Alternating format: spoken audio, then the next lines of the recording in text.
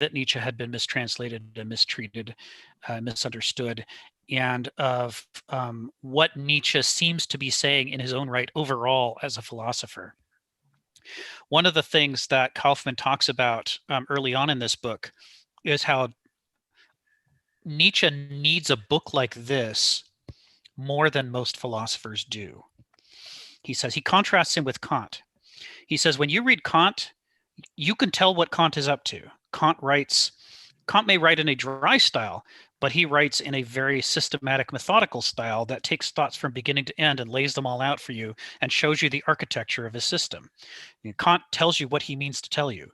And, it's very hard. You can get lost along the way if you find him too difficult. If you're not willing to do the struggle that Kant invites you to do, you may give up along the way. But it's not possible to lose sight of where Kant is going, because Kant is writing in a flow that points you over and over at how the system is structured and where he's going. And what Kaufman says is the problem is that Nietzsche is doing the opposite of that. Nietzsche is writing in tiny little aphorisms and fragments, bits and pieces, and it makes it seem like he doesn't have an overall philosophy, like he's just sort of writing in his journal and reacting to things. It says, but Nietzsche does have, if not a system, because Nietzsche abhorred systems, he does have a coherent philosophy, more or less, that he's tackling. It's more experimental than a lot of systematizing philosophers of the past. He does more false ends. He more often writes something and then comes back 3 books later and says, I've changed my mind and I don't agree with that anymore. There's a lot of ways in which reading Nietzsche, there's starts and stops. And there's certainly plenty in the notes of ideas from Nietzsche that were never fully developed, and that he didn't put into his books because he didn't feel like he had yet done justice to them.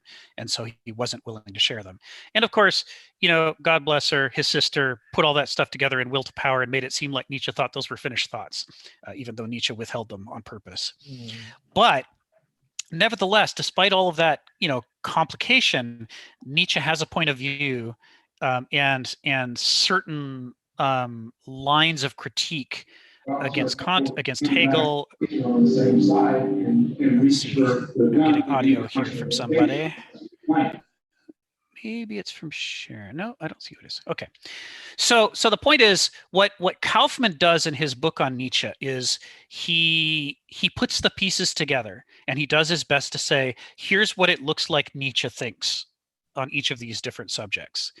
And he does in that book what Kenneth Smith does not do in this section of this paper, which is it is a relentless torrent of footnotes, so that if Kaufman claims that Nietzsche says something, Kaufman then points you to the various works and the passages and pages that lead him to tell you that. So you can check for yourself what you think.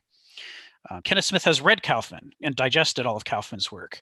And so if you're looking for the missing notes in this paper on why Smith makes the claims he does about what Nietzsche says about Kant, the book that you want is Nietzsche, Philosopher, Psychologist, Antichrist by Walter Kaufmann, because that's where all of the notes are.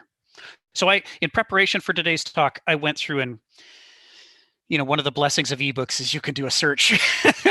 So I spent a few hours scanning the book, looking for every reference to Kant that was in that to kind of get what is Kaufman's take on what Nietzsche thinks about Kant, pros and cons, the nature of his critique and so forth, to kind of help us fill in the blanks. I think it was Fred a few weeks ago, had a trenchant critique of this, which is that this paper doesn't have the footnotes that we want to be able to follow up and see for ourselves what we think. One of the things that I'm doing in the process of turning this and other essays into a collection, a book, is that I'm adding the footnotes and endnotes, and I'm adding the bibliographies that are missing from it, because I know what Kenneth Smith's sources are. And so as a result, by the time we publish this thing, it should give us what we want as far as a scholarly work that we can chase down for ourselves, what we think about what Kenneth Smith is claiming here. Phil, you've got your hand up. Go ahead. Yeah, it seems like from what you're saying is that he's not only writing in a kind of stream of consciousness to a certain degree, thoughts come, but I wouldn't quite say that he's satisfied with the rough draft, okay? Either he thinks that these ideas could develop in multiple ways. So therefore, if you constrain it too much, then in a sense you cut off the branches of possibility that could lead to. Or else he could also be considering the fact that he leaves it incomplete because you are, as a reader, is supposed to take that on and continue on the search for yourself. So there's a kind of interactivity between uh, the writer and the reader, and letting the reader, in a sense, progress in his own way to a certain degree. So, like Right. those two possibilities.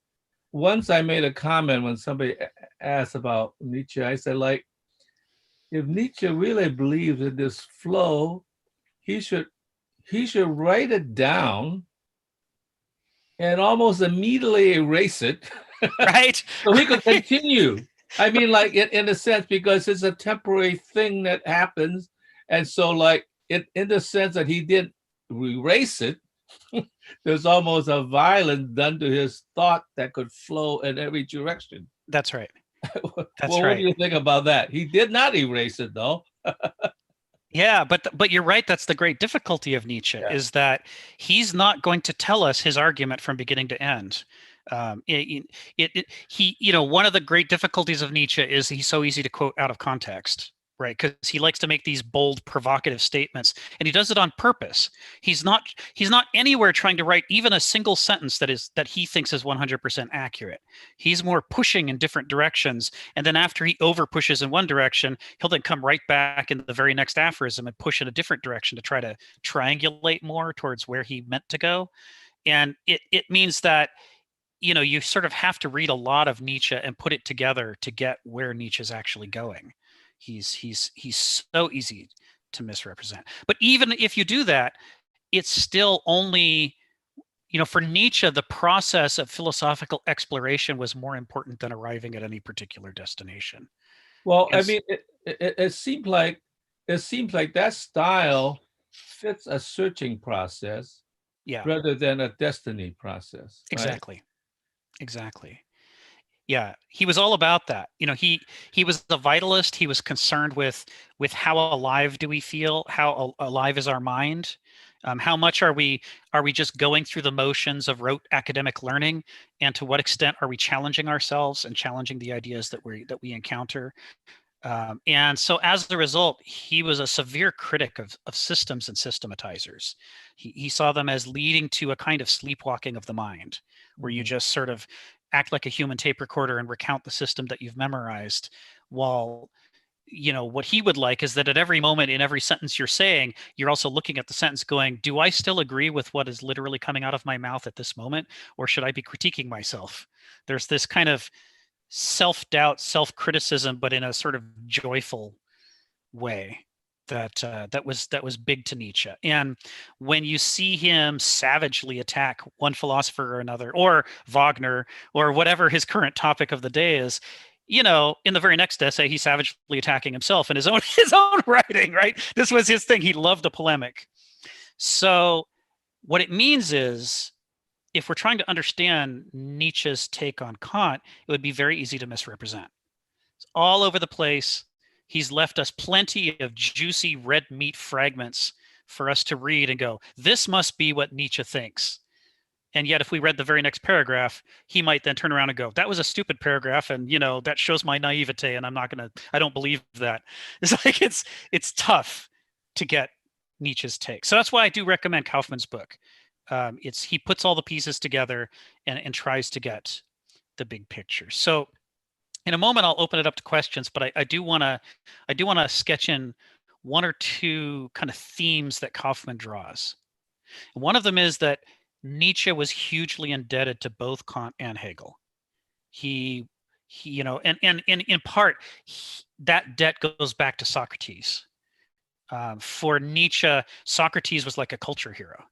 The modern adoration of Socrates, the man willing to die for truth and philosophy, in no small part is due to Nietzsche basically putting him up on an idol, and when he's not knocking him off the idol, he's putting him back up again, going, yeah, that's what we should be doing that. And he admired the fact that Kant was attempting to follow through on Socrates's statement that we have a duty to do justice to the rights of the question before us, whatever the question may be. It's our job not to win an argument or to make ourselves look smart or good, but to really satisfactorily explore the issues that question raises. That sense of a duty that Fred mentioned a couple of weeks ago. Nietzsche takes that from Kant, and says, and it's a part of Kant that Nietzsche never really criticized. Of all the things he threw rocks at, and he threw rocks at everything, he pretty much just took that straight from Kant and said, yeah, what he said. That's how I feel, but more poetically and flamboyantly. I'm just going to dance around doing it. So that's the first thing about Nietzsche and Kant. Yeah, Phil, go ahead.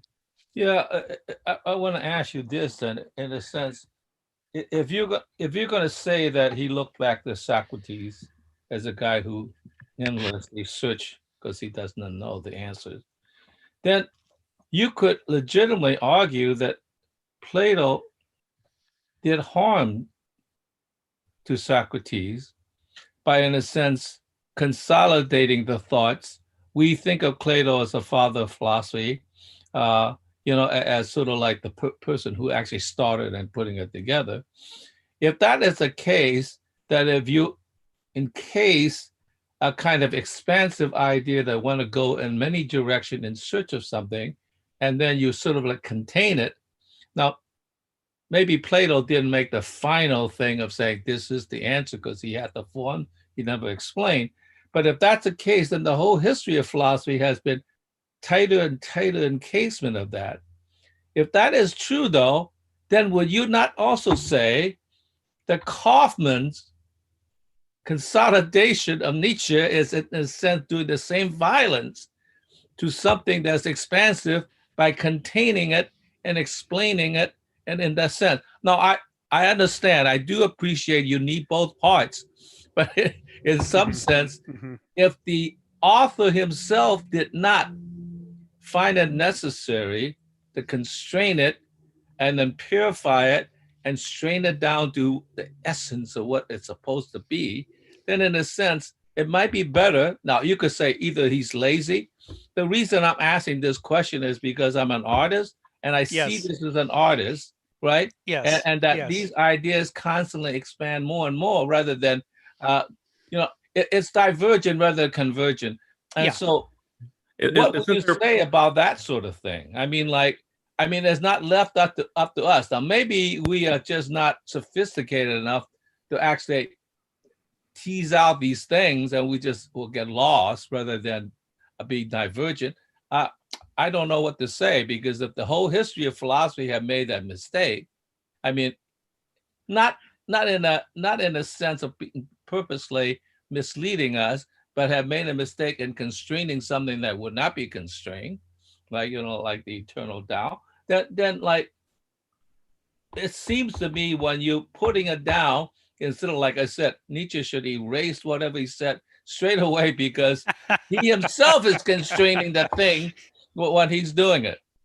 Yeah. So I'm going to respond briefly, and then I'm going to call on Richard, then Fred, and then I think I'm going to come back to Sharon, who had the initial questions beginning of the session before I wanted to lay some things out. But the initial response would be that Kaufman makes very clear that he's not summing up Nietzsche by any means. He's merely this is a way to get started. And that's why he has so many notes to point you back to the essays. He wants you to read Nietzsche for yourself. He says, Nietzsche is one of the most intense stylists among philosophers, more stylish in his writing than Kant or Hegel or countless, because that's the art of it is critical to Nietzsche. The direct encounter with the personality is critical to him, so all Kaufman's trying to do is correct the problem that the way that Nietzsche wrote so lends itself to misunderstanding that he was being represented as the exact opposite of who he was and condemned for it. You're condemned as a Nazi or a proto-Nazi and an anti-Semite, and all these things that he wasn't. And so Kaufman's saying clearly people are not willing to do the work that Nietzsche thought that they would, do. So all he's going to do is get you started facing the right direction. But then over and over in the notes, he says, but don't listen to me. You have to go back to Nietzsche and read what he had to say for himself, because he's his own. He can stand up for himself once you understand what he's not. Once you've peeled back the layers of misunderstanding, he'll be. So that's Kaufman's compromise, I guess, is what I'd say, Phil. So Richard, then Fred, then Sharon. So Richard, go ahead. Well, I mean, I think analogizing, those like between Plato and Nietzsche, vis-a-vis like Socrates and Kaufman, like I don't think it's quite, the same thing, because I mean, with Nietzsche, you can still turn to the primary sources, like whereas Socrates is more written through other people. Like there's not really the primary source you turn to, right? So, I mean, but I mean, yeah, I mean, like, yeah, it should be like this is Kaufman's, study and interpretation of Nietzsche, and I think like so much of human knowledge is interpreted and mediated as sort of unavoidable, but. Thank you, Richard. Fred, go ahead. Yeah, I was actually just going to mention what you mentioned about Nietzsche as a stylist. The other part of that, however, is that Nietzsche constantly extols masks, hiding that the new philosopher hides behind this mask. And he exemplifies that, which can be frustrating, but that's part of his philosophy. And so the fact that he's kind of almost novelistic and that he's kind of almost concealing what he says, it reminds me of James Joyce when he wrote Finnegan's Wake.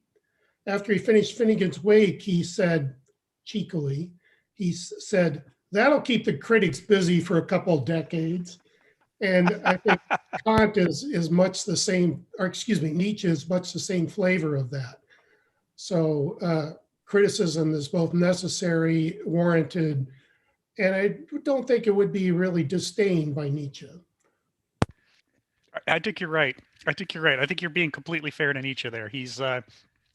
He does want you to work for the truth. He doesn't think the truth should be just laid out and pre-chewed and pre-digested for you, because he thinks that by the time you've done that, isn't the truth anymore, and that the struggle for the truth is part of the process of appreciating what it is in itself. So yeah. Okay, Sharon and then Jenny. Go ahead, Sharon. Well, in reading for this week, I really got lost in it because I found Nietzsche kind of dense, and then I couldn't figure out what was Smith's interpretation and what Nietzsche was saying about Kant. So this text is just a real challenge. Yes. That's one of the reasons why part of what I'm trying to do in the process of converting it to a book is what Fred was talking about a couple of weeks ago. I'm trying to add in the notes so that we can see when something that Smith is saying is a straight up representation of Nietzsche and when it's Smith speaking for himself, because it's important to be able to distinguish these things. And certainly it's important to Kenneth Smith's approach to philosophy that we should be letting each philosopher speak for themselves and not be twisting them onto the Procrustean bed of our mind to fit our preconceptions. It's one of the reasons why when it came time for Kenneth Smith to give that Contra Kant presentation, he couldn't do it. He had to rewrite the paper. and I guess he'll be rewriting it for months, right? Because he's making it a bigger paper so that he can actually do that sort of an exercise. With a paper that we have before us from 2000 is more like an invitation to play than it is like a completed paper. It leaves too many questions open for us that we have to explore.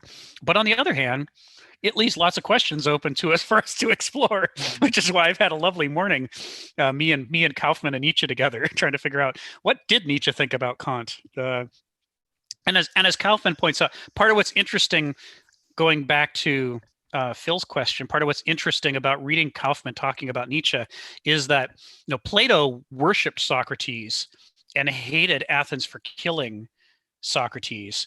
And so he is doing his best to present Socrates as perfect and unblemished. And Kaufman is doing not the opposite, but let's say the orthogonal task of trying to present Nietzsche warts and all. And so there are times when Kaufman will say this passage or this philosophy right here by Nietzsche is outstanding.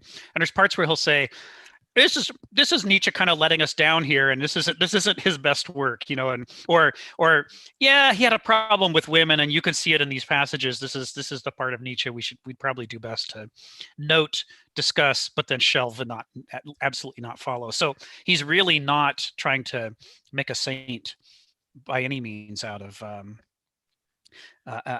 Nietzsche. He's trying to let him speak for better and for worse in his own voice. Ginny and then Donald. When you said Nietzsche was a stylist, the first thing I thought of was his mustache.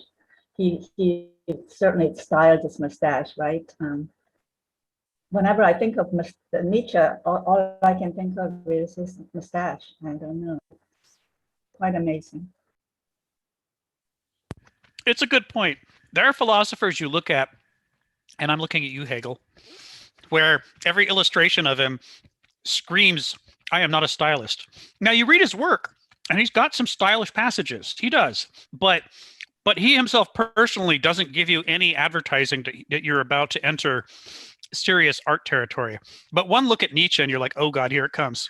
And it does, right? That's right. Truth in advertising, Ginny. Donald, go ahead.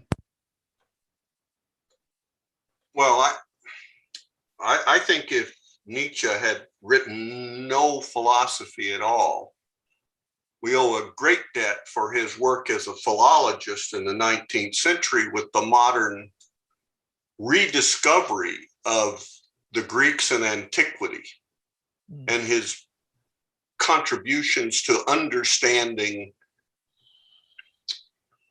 just providing common translations of things that made them philosophically interesting, instead of seeing them turned into Latin and then turned into Aquinas or something, and all the life sucked out of Greek culture. And Nietzsche brings that back. Whether he ever wrote anything philosophically interesting, he certainly probably enabled a lot of what Kenneth is based all his writing. And I would say, having read, probably not as much as you, but I have papers from Kenneth going back to the 70s, is the only one I know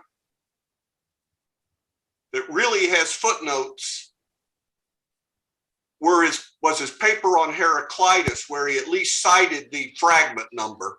That there's never a reference to secondary sources or anything like that. This is not, it's not like we got this paper and he just hadn't added the footnotes yet. He's got 50 years of papers that don't have footnotes.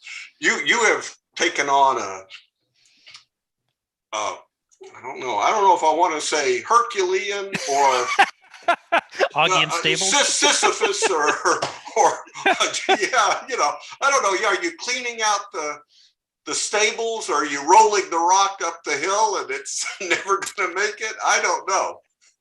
And this is why I want to boil it down to one essay at a time and one book at a time, is to make it manageable. But the thing that I've discovered from working closely with Kenneth is that he just basically carries an enormous bibliography around in his head. He can cite passages, not precisely accurately, although sometimes precisely accurately, but he gets the gist of passages from just an astonishing several bookcases worth of philosophical works, and especially the hardest philosophers. I guess he was a teenager when he looked around at all the adults and thought, surely we can do better than this. And so he wanted to find out what philosophers they were afraid of. And those were the philosophers he decided to specialize in. So he's like, I want Kant, I want Hegel, I want Nietzsche, I want Kierkegaard. Anybody that sends people fleeing the other direction, I want to read everything they've got and everything anybody's written about them. And as a result, he doesn't cite these things because he just rattles them off the top of his head. What I find chasing down the quotes is that out of every 20 to 30 quotes, one of them will be wrong. And usually the thing that's wrong is it wasn't that guy who said it, it was somebody else, or two different quotes have been conflated together into one. That's the kinds of mistakes I find when I'm actually turning these things into footnotes. But, 19 to 29 out of 30 are essentially right, which I can't quote that many things that accurately. So, but the thing is, it means that he's not leaving the trail of breadcrumbs for the rest of us to figure out how did he get to these conclusions. Going back to Fred's point, it's like we would like to go through the wrestling process ourselves. We would like to read what Nietzsche had to say about Kant and see if we read the passage the same way that Kenneth Smith does. We don't need it pre-digested for us, but that's we can fix this. We can follow along and fix this. I've got some older books. I can't remember. Gilbert Murray. Yeah. A man who supposedly every few years completed rereading everything in Latin and Greek that was written. He was amazing.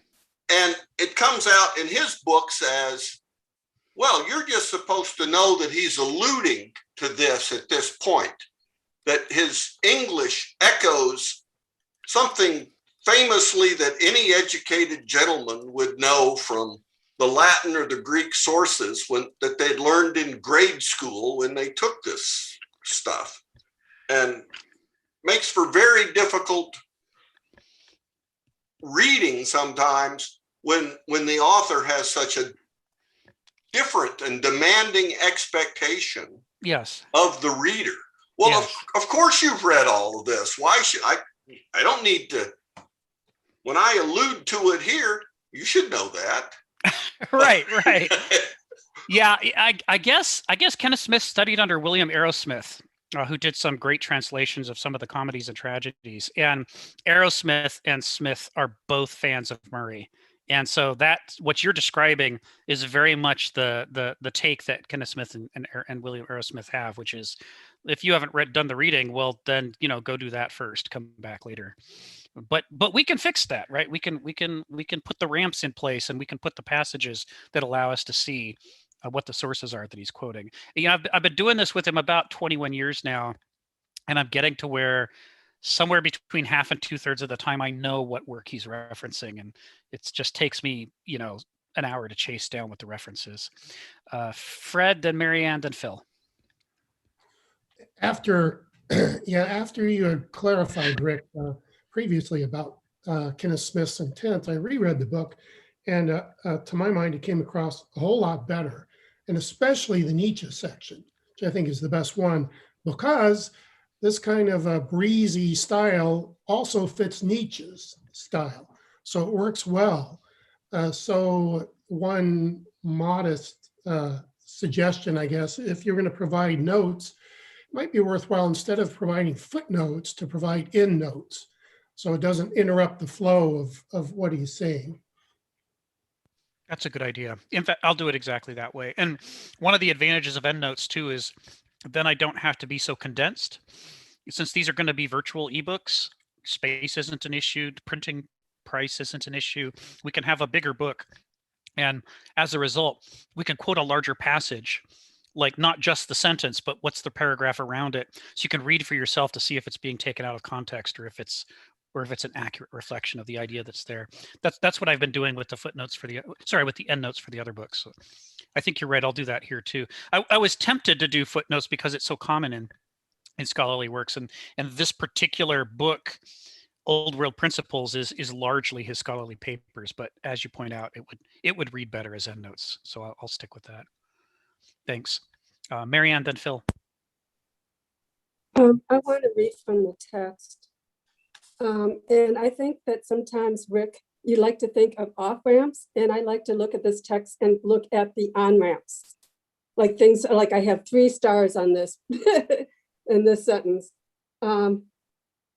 Nietzsche directly says that power tends to make its possessor stupid, but to suppose that things are otherwise, that Kantian egalitarian rationality actually rules the world.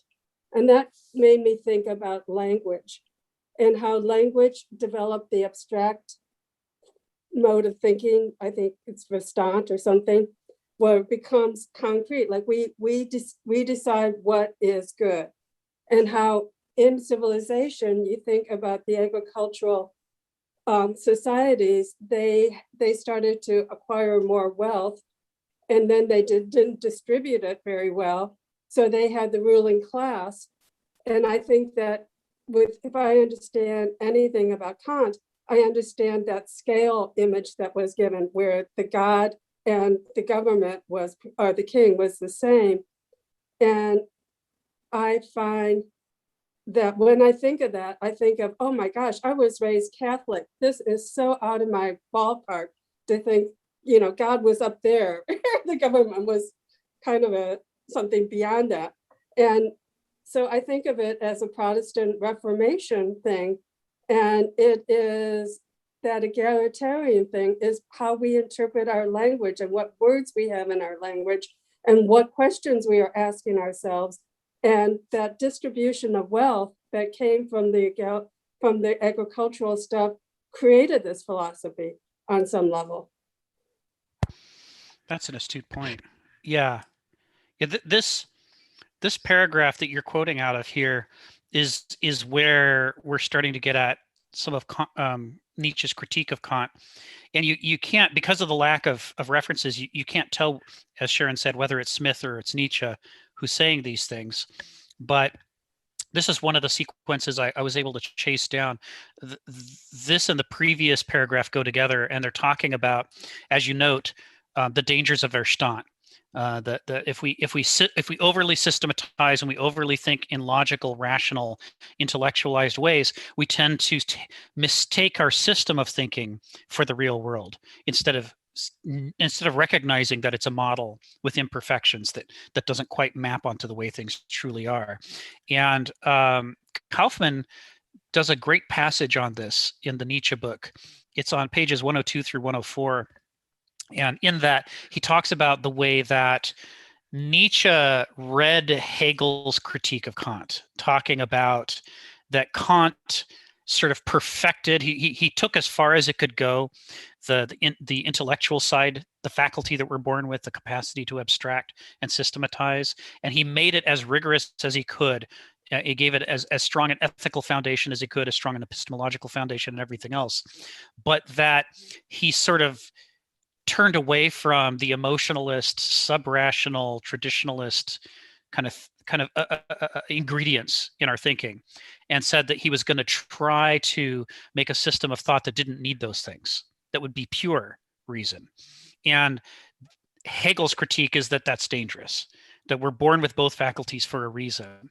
Hegel, that basically abstractivizing intellect needs to be leashed to the empirical world and to direct immersion in the world, to constantly correct the ways in which we otherwise might follow trains of thought to what are valid conclusions, but not true conclusions because of the flaws in our a priori assumptions. And that's the kind of error that intellect can't correct on its own. It needs that empirical input, that constant checking with the world to see, okay, it's valid, but is it true?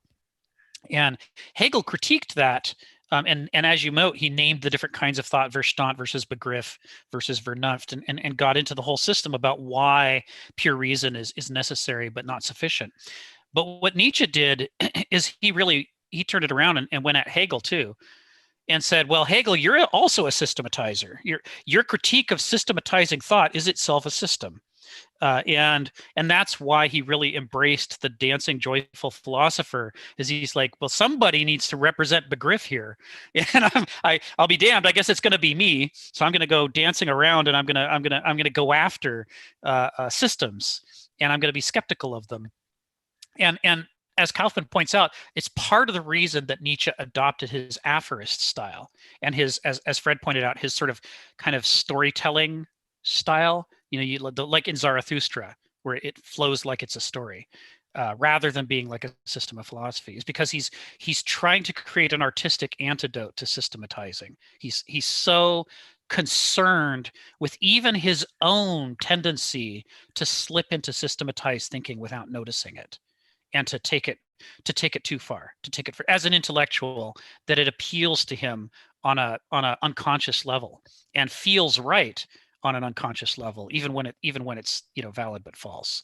So just a quick response to that. Like, it reminds me a lot of like kind of the trend in popular music into the 90s, like where we had basically been fed so much like packaged, polished pop that there was sort of a revulsion and to, like the emergence of grunge, right? Something much more raw, right? And like a completely opposite form. Yeah. But here's a Nietzsche quote on that, and I think your analogy is good. We can think.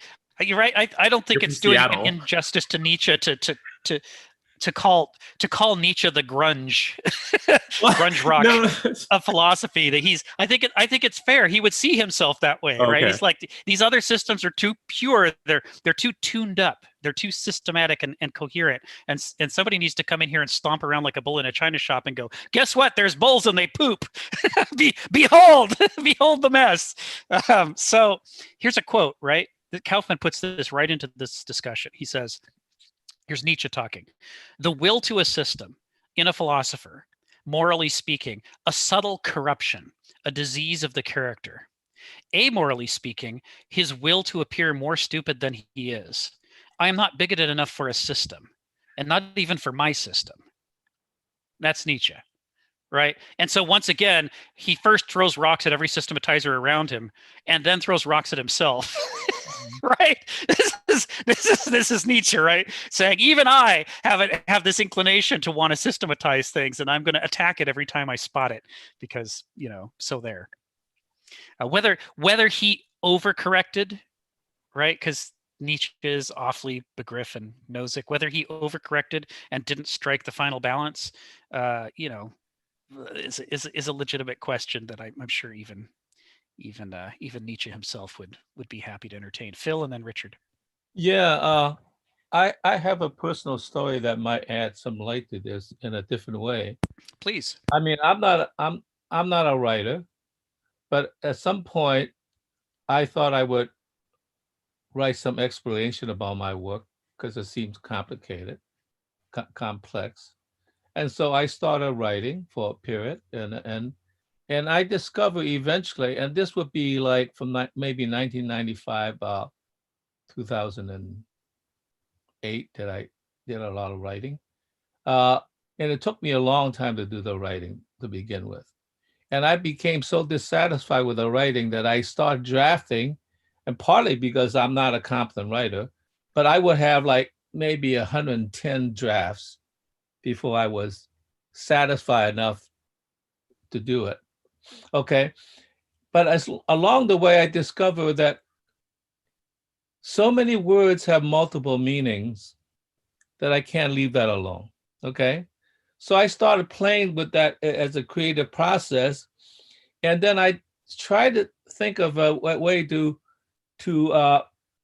use that sort of, I guess, internal editing or internal footnoting to, in a sense, be a creative process.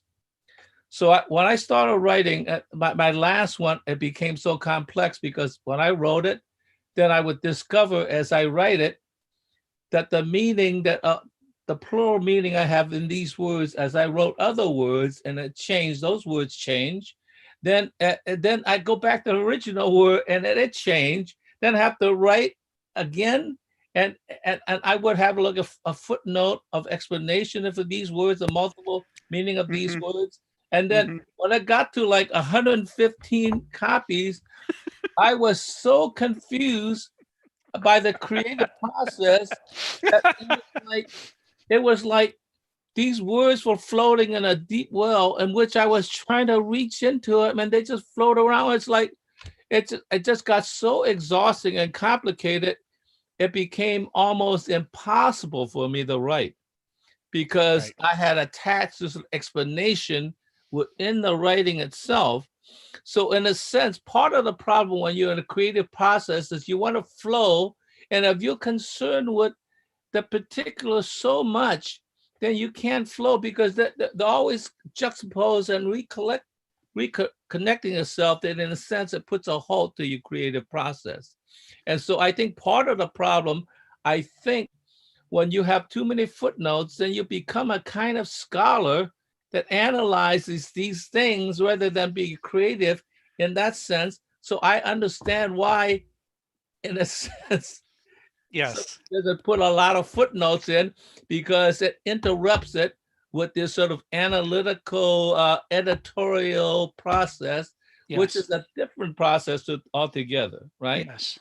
So in that sense, I mean, I learned a lesson that, when I, for instance, read, I almost hate footnotes. I mean, once in a while I'll look it up, but I almost hate it because even as I read, it seemed to disrupt my flow because I have to like find out, oh, like that's what it means. Okay, I'd rather go with the flow, and I guess that at the end, if I feel like, oh, I didn't totally understand it, maybe I should go back to the footnotes, then maybe I'll do it.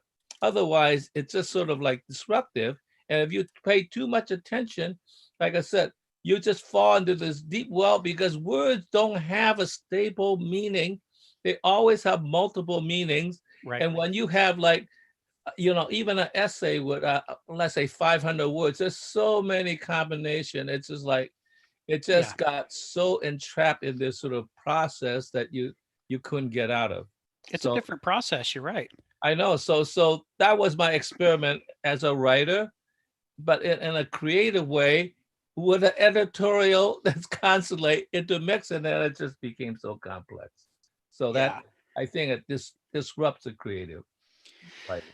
Well, that's the this is why Philip Wheelwright in his translation of Heraclitus takes the approach that he does, where he doesn't use footnotes either. I mean, I think Fred's right on that when you've got something that needs to flow in a certain way, you leave it alone and then you follow it with endnotes so that after you've read it, you can then go back and start saying, so let me challenge my understanding by seeing what he has to say about these translations.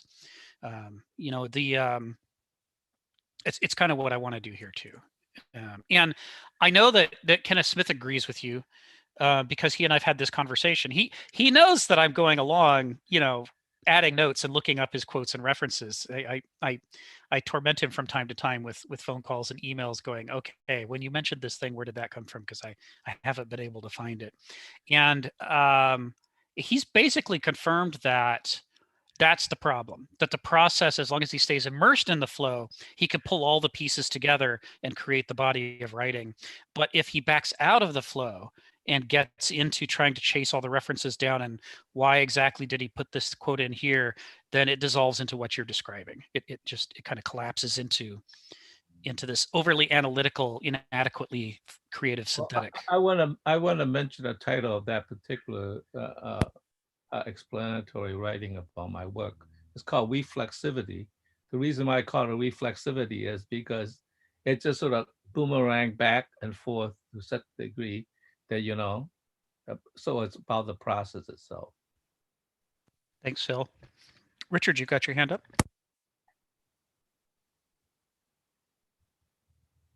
But you're still on mute. Yeah. There you go. So like we've talked, at a few different points, kind of like, on topics of like, like different modes of thinking, kind of a little bit philosophy of mind, kind of metacognition. I came across an interesting article. I was going to post it up. I think you had mentioned there was a Discord, but like I couldn't follow up with you for the invite link. I emailed you, but I didn't hear back. I'm not sure what, but anyway. I haven't fully launched it yet. Okay. That's what I kind of maybe figured. So I'll just paste it to the chat. I'll just kind of briefly kind of mention, and I think it's by a neuroscientist, and so some of what he's talking about in this interview, like, are based on like, what he's able to observe, and then separately he's kind of extrapolating from that and kind of conceptualizing our understanding of emotion, or like what he's thinking like of a different way of looking at emotion, in that in our modern world, and I think this is kind of on topic with Kant, and then and then also kind of contrasting with Nietzsche. We think of the emotion as kind of like this more primitive part of the brain, and then kind of the fear in the amygdala. And he kind of he has a more nuanced view, like if he's correct, and he offers that he could be wrong, but this is what he's kind of trying, this is the way he's kind of trying to understand it, that in the amygdala, you fear starts there and it creates these things in your brain that are below your conscious, but then fear and emotional and other parts of the emotion are actually in the higher part of the cognitive part of the brain, and there's that conscious experience. And he thinks it's sort of an incorrect to kind of view it as primitive, because that's sort of he argues it's actually an evolved thing on top, which kind of forms our kind of experience of that. So I thought it was quite interesting. I'll post to that interview article. That'd be great, Richard. Thanks. Yeah, I have a friend who studied neuroanatomy and neurophysiology, went to the University of Washington and worked with the neuroanatomists and neurophysiologists. And his goal wasn't to practice medicine, but just to try to understand the basic architecture and flow of the brain. And he said, a lot of the core insights that are necessary to understand how wrong the popular understanding of intelligence is have been around since Gray's Anatomy or before. I mean, they go way back. And an example of that is this idea we have that your emotions are locked up in some deep part of the brain, and then the cortex is all about your rational part. He says, any savvy neuroanatomist, neurophysiologist will show you or tell you that there is literally no point anywhere on the human cortex that, if you stimulate it, doesn't light up an entire pyramid of neurons that go all the way down to the center. It's like every thought that you're capable of having as a rational person is connected to your emotions. They are not two different systems. This just like a person, we've talked about, the cat and the toaster. A person is not made of parts that are manufactured separately and bolted together, as Mary Shelley critiqued. It's like we are not a collection of parts. We can use the word part, but it's actually a misuse of the term. Our parts have all budded and differentiated from the same stuff the rest of us is made of, that we're one organism that has expanded. He says, in the same way, the conscious rational parts of our brain are an unfolding of the emotional part of the brain. They're a differentiation and extension of it. And that's why, as you can see in the scans in real time, as you stimulate any point on the brain, you get all 5 layers of the cortex light up all the way down to the white matter in the center. Literally every thought, every and what it means is that to be an intellectual, but also to be true, to be, to appeal to how things actually are in the world, we have to acknowledge that every attempt we make to act according to pure reason is simultaneously an act of rationalization, in which the thoughts that we're thinking are justified by the emotions that we may or may not be aware of, that they're connected to, that are charging them and making them seem plausible to us, seem rational to us, seem compelling. Why one line of argument feels more persuasive than another goes all the way down to the ill-examined layers of our unconscious and our dream state and our feelings. And it means that what we do when we are doing our very best to reason is a very, very complicated thing, and it's not pure at all. Sharon, go ahead. You had your hand up, but you're on mute.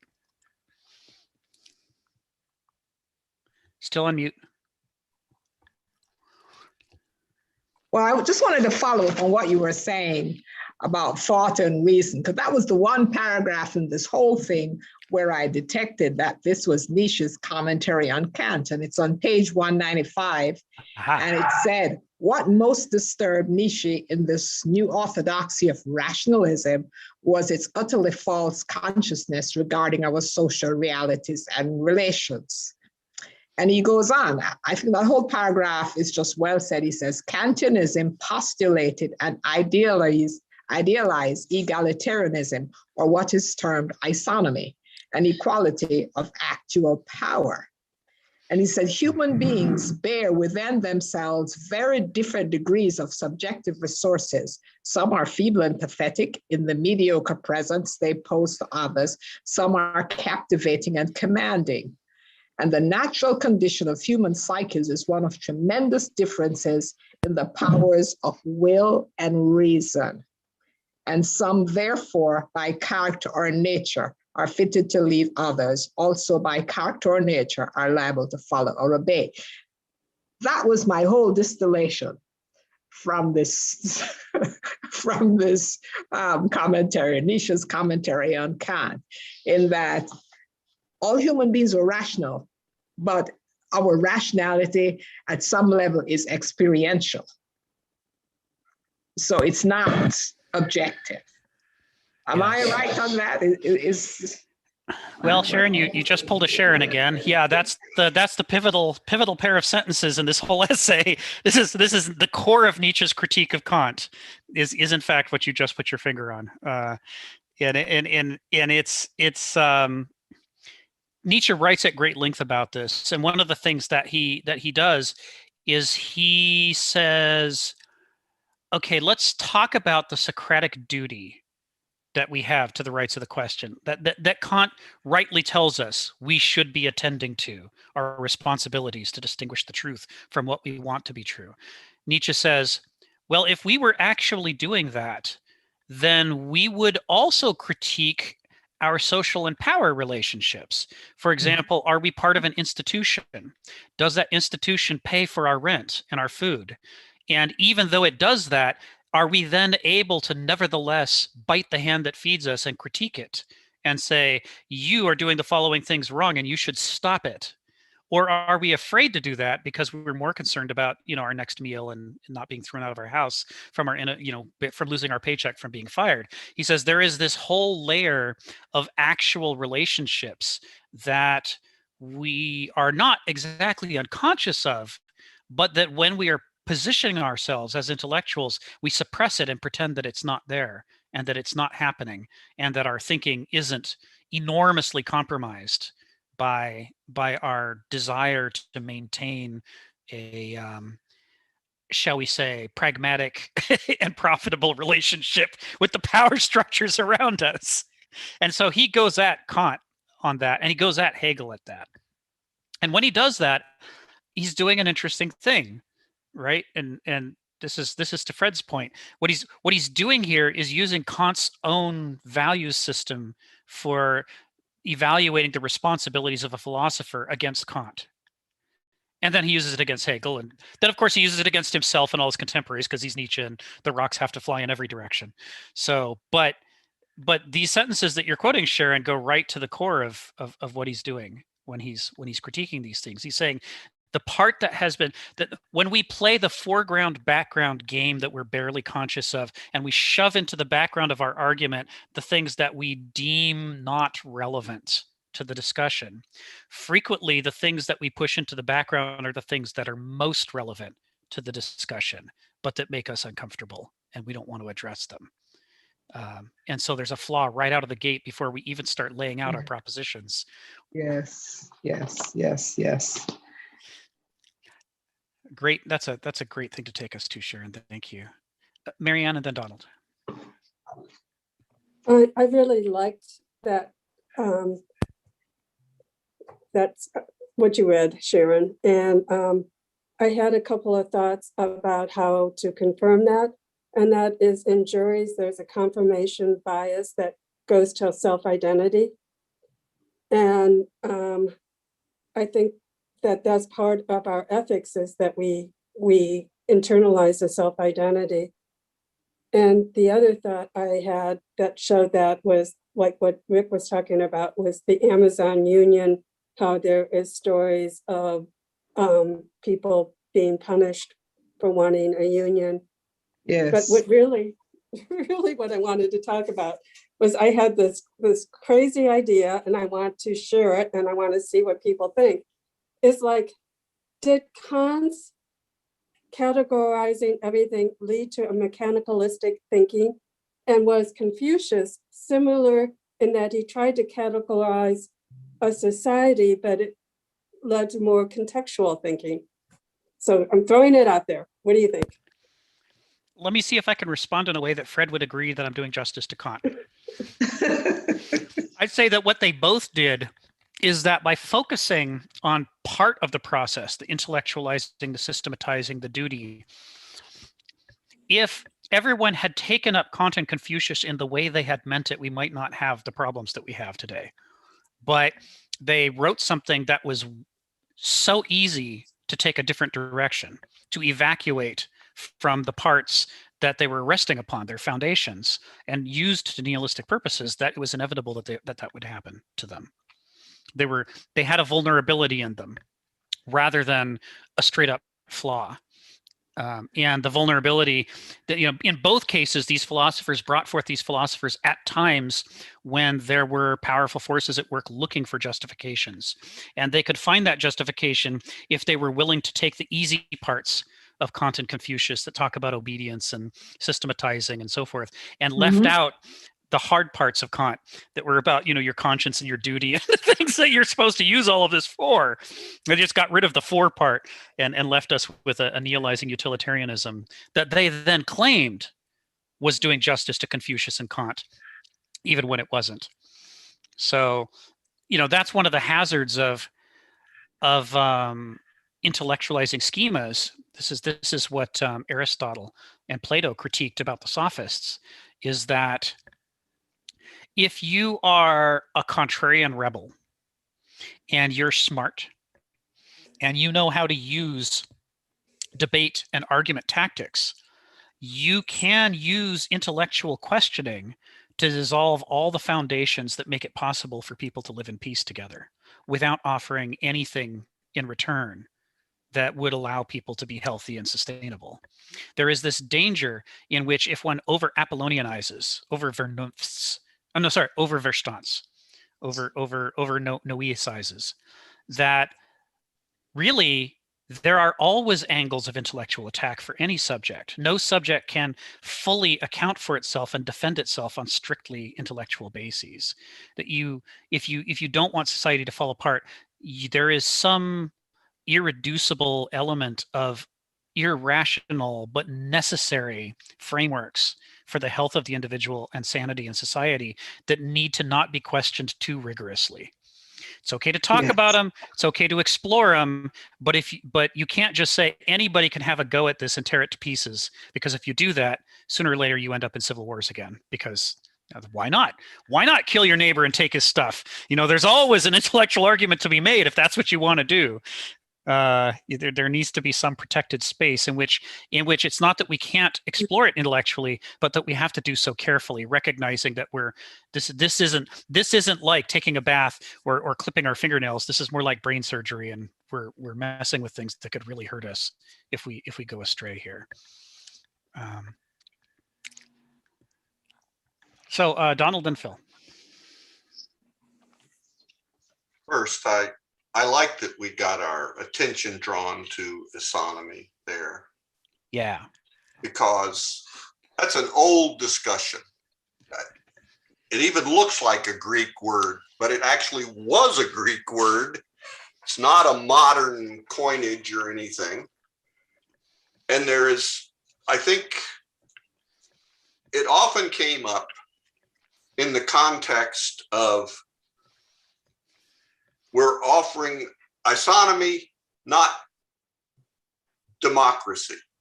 Democracy was power to the people of the demos, but that had some danger to it. There was an aristocracy that was willing, I think, or constrained to say everyone will follow the laws. We'll have the same law for everybody. That's what isonomy is. He kind of says equality of actual power, but it was same convention, same law. And I kind of wondered how the group, because going up a paragraph, it says there's a line there, and this to me sounds like Kenneth. It may sound like Nietzsche too. Even though another person may in fact have a morally or politically superior perspective and may be more rational than oneself, for Kant it is ethically wrong to capitulate to that person's judgment over one's own, because that is heteronomy, therefore irrationality. But I think going back to the Greeks, if you are a citizen and want to be a good citizen, you have a duty here to subject yourself to this superior person. It's a way, it's almost like all the pigs are equal because we have isonomy, but we have a recognition of a disparity in natural talent or acquired talent that says, but some of the pigs are more equal. So I don't know. I just like these two paragraphs a lot about this, because this, to me, it's yes, Nietzsche, but it's also themes I've heard from a long time from Kenneth. Yeah. Particularly going that, I guess, to me, if you try to read Kenneth, one of the first things is, but it wasn't one of the first things he wrote, is that thing on characters, characterology. That until you sort of understand, because he makes lots of references in here to our basal powers, the innate powers of human beings and their differences and stuff like that. It's there that he lays out what those powers are, or what he sees, and their variability. That's right. And you see in here sometimes, like where the criticism of Kant is, he has a system of rationality with no concept of, can the human beings in the society fulfill the obligations that would be demanded of them under that, as he points out, just because we've got 330 million people in the US doesn't mean we've got a single philosopher. In fact, right. You know, we certainly, it's like honest lawyer, one flight up, you know, we may not have any of them. These are null classes, a lot of these things, and yet they are vital. I kind of think they're vital to successful societal organization. And Nietzsche is attacking Kant because he cuts off the top, and Nietzsche wants to exceed. I think it's the go beyond, and some of, you know, like other criticisms take different things. Hegel's very much of it's too big an abstraction. It's false because it's overly abstract. Nietzsche above. Kierkegaard, it destroys the inner person. You know, I think he's got a different thing. But I really like this on Nietzsche. Everybody likes Nietzsche. Well, you're right.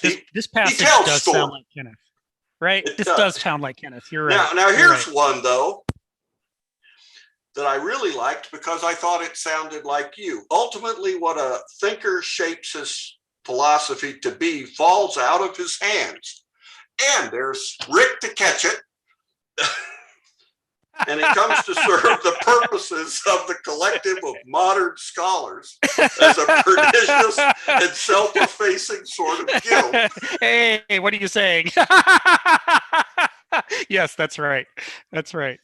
You know, that we can tame this beast if we just keep adding footnotes and qualifications and whatnot, we can get Kenneth under control, which I'm not, I think there's zero chance of getting Kenneth I under think control. there's exactly zero chance. It's like he said of Petronius, some people when dead are still more potent personalities than other people who are still alive. Yeah, no, you're right. It's a great passage here. Thank you. Phil, then Sharon, then Marianne. Go ahead, Phil. Mute button. I agree with what's been said, but I want to take a slightly different angle at it. And I'm going to bring up Plato, St. Augustine, Kant, and Napoleon. Now, it seems to me that Plato, the highest understanding is in the form, but he never explained the forms. And to me, it was always aspirational. You want to achieve that, but you can't get there. So there was a kind of a bit of mysticism in that thing, gap, the unknown. It seems to me St. Augustine solved that problem in a sense, or misinterpreted in some sense, by saying those forms are the mind of God. And so instead of being aspirational, men ascending and trying to find the forms, it's solved because the mind of God illuminates and shines down on the measly mind of man and illuminates us so we understand. So establish that understanding, but also establish the hierarchy. It's for us all to follow the mind of God, right? And so when Kant, I think that Kant made the mistake by saying that, oh, what could we really replace the forms, not so much the mind of God, is pure reason. So pure reason becomes transcendental, and in a sense takes the place of God by pure reason shining down on us so that we have an understanding. Our measly minds that don't understand anything, understand. And so therefore, in a sense, the hierarchical descending unto us, in a sense. And so I know Napoleon came after Kant. Well, they overlap slightly, but came after Kant. And what Napoleon, standing on the altar, crowned himself, because there was always a duality, right? I mean, like the archbishop, which represents the mind of God, I suppose, crowns the king, who's the earthly ruler. Napoleon said, nonsense, I'll go ahead and crown myself. And the archbishop is looking very miffed. Great painting by David, Jacques-Louis David, right? Very, very miffed at the whole thing. There is the tyrant who sees power, always been the flow of power from the polis, I guess, and then from God on down. And God handed it down to an earthly ruler. So there was always that pretense being played out. But when Napoleon says, this is nonsense, I'll take it to myself, and that's when, of course, when Beethoven ripped up, he did really raise his dedication to Napoleon, who's supposed to be the liberator of the human spirit, but it turns out it was not the liberator, it was the tyrant. And so Beethoven was against that. So I think when you look at that way, the mistake was to make pure reason transcendental in some way, and then it, in the sense that when God is eliminated, in the sense that transcendence is gone, and therefore a tyrant could take over, and that we're left in a world in which men, mere mortals, could take power and seize power, and therefore, in a sense, cut off any interference, even from the intellectuals, because there's nobody else now, because God is no longer there. I think that that is an important part of the critique, is that once we lost God, which was always in some ways, I suppose, a pretense, but nonetheless, we play at the pretense, then in a sense, we have this earthly dynamic going on. And then what happened? You still have a hierarchical structure. And I kind of think that's where the problem is. The hierarchical structure that's ruled by earthly power, by men, powerful people, and so forth. And so I think that's what, to me, that's where the critique is. So even if you are Kant now, your knees are cut off because the power rules, because there is no pure reason.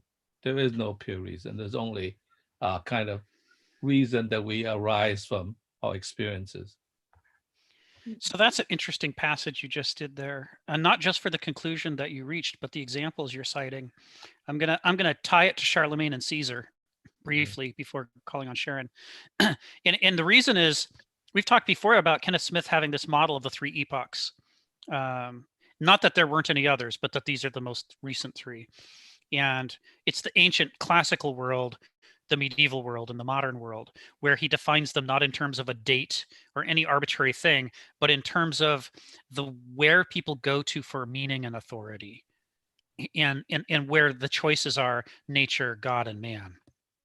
And so Caesar says, I should rule because I'm naturally, characterologically superior, because I have more charisma, because I have more willpower, because I'm enlightened and educated. Look at these books I've written. Look at my military prowess. Obviously, naturally, I'm a superior human being, and as a superior human being, I should rule. Now, later Caesars got into calling themselves gods, but that wasn't where it started, right? Caesar was a turning point. He was a culmination of an ancient tradition that said, in nature there are hierarchies, and whoever has the better character should rule the people who have the inferior character, so that the people with the inferior character won't act out on their inferior character and make bad things happen. That's the theory behind, that's the model behind classical slavery, in the ancient world. But here comes Charlemagne in 800, and Charlemagne doesn't say that he is superior to everybody else. Charlemagne says, I'm chosen by God. The reason I should rule is not because of my natural gifts, but because of God's choice. And so he has the Pope crown him, right? That's 800 Christmas, one of the most important dates in the history of Europe. Christmas of the year 800. The Pope crowns Charlemagne. And for the medieval church, this was huge, because they had been struggling for centuries to try to preserve Christianity in a context in which there are waves after waves of barbarians coming from different directions, and there's lots of civil war and infighting. And so to be able to come up with this model in which secular power not only ought to, but does derive from the church as the representative of God, as a conduit for God's desire and will, this is what defines the medieval era, right? I might be inferior. I could even be an illiterate peasant, but if God has chosen me, then I'm the vessel, right, for something better than I am. And along comes Napoleon. And the thing about Napoleon is not just that he crowned himself, but that was important, right? That he's saying, I don't need a pope to crown me. I can crown myself. But that Napoleon had so completely clothed himself as the modern man, an intellectual man, an educated man, right? He wrote books, he read things, he, the whole systematic development of the metric system, the reconsideration of how dates are supposed to work, calendar is supposed to work. Everything should be rationalized, systematized, intellectualized. He is Pico della Mirandola's, right, idea of human reason as the ruler of the modern era. So when Napoleon's crowning himself, yeah, underneath it is just venality, and I have power, and so I want to take it. But on the surface, so successful that it fooled Beethoven, it fooled an entire generation of people around the world, is this idea that he's not crowning himself, he's crowning reason. He's crowning the idea that secular authority should derive from what is rational and what is logical and modern and systematic, from questioning the old corrupt systems and replacing them with a fresh new wind of human reason. So he's attempting to embody the philosopher king at the moment that he's doing that. And so with these three rulers and their three different justifications for why they should be in charge, we sort of have a capsule version of Kenneth Smith and Hannah Arendt's and others kind of model of the three epochs in Europe and the different sources of authority. So that was, I had to riff on that, Phil, because I loved your comment so much. Sharon and then Marianne. Go ahead, Sharon. But first mute. I don't quite know how to follow that up, but the next Sorry. paragraph, I suck.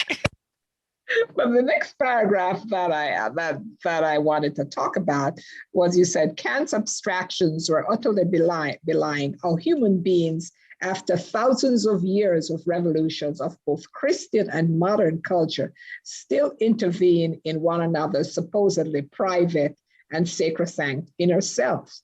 Nietzsche recurred to the ancient Greeks and their profound political vision of human order as a world hierarchized according to concentration and strength of form. I guess that's what you were talking about just now. Indeed. Yeah, in a nutshell. So this is Nietzsche's critique, and it in some ways was Hegel's critique, and it's kind of Smith's critique. And it goes to what Phil said.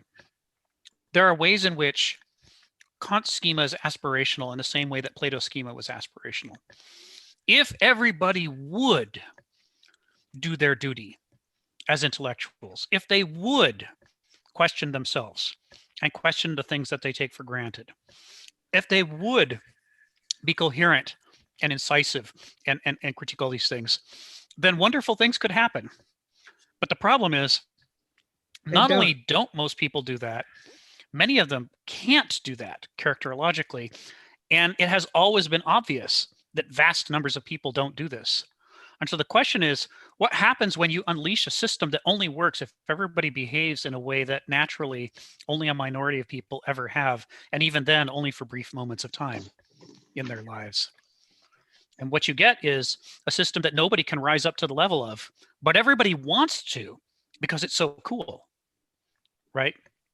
I mean, any budding philosopher who read the passages in Plato about Socrates willing to die for philosophy is like, yeah, now that's commitment, right? Here's the antidote to hypocrisy.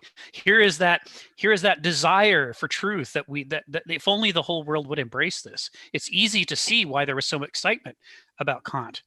But the thing is, when you have a system that people are ill prepared to actually carry out, but that they all desperately want to be seen to carry out, what you get is hypocrisy. You get large numbers of people claiming to have done it who haven't done anything like it. It is not only, it's not an accident that happens. It is inevitable that happens. It's the vulnerability of the system. And so, you could think about the aspirational nature of Kantian ethics and epistemology as being the result of it being an incomplete schema. It's a schema that only defines part of the process. And what's missing is the part of the process that can apply to people who can't do that or who don't want to do that. How are they supposed to reason? How are they supposed to be ethical or moral in the world? The whole schema has to be able to account for both parts in the population of natural human beings. And only a system that is as compelling and memorable as what Kant has done, but also covers all the ground of human character and gives everybody some way to be ethical and truth-seeking, that's the only system that won't be immediately corrupted by people claiming to take it on when they haven't, if you know what I mean. So that's, I think, Sharon, what you're quoting here is this is Kenneth and Friedrich both saying that in a nutshell.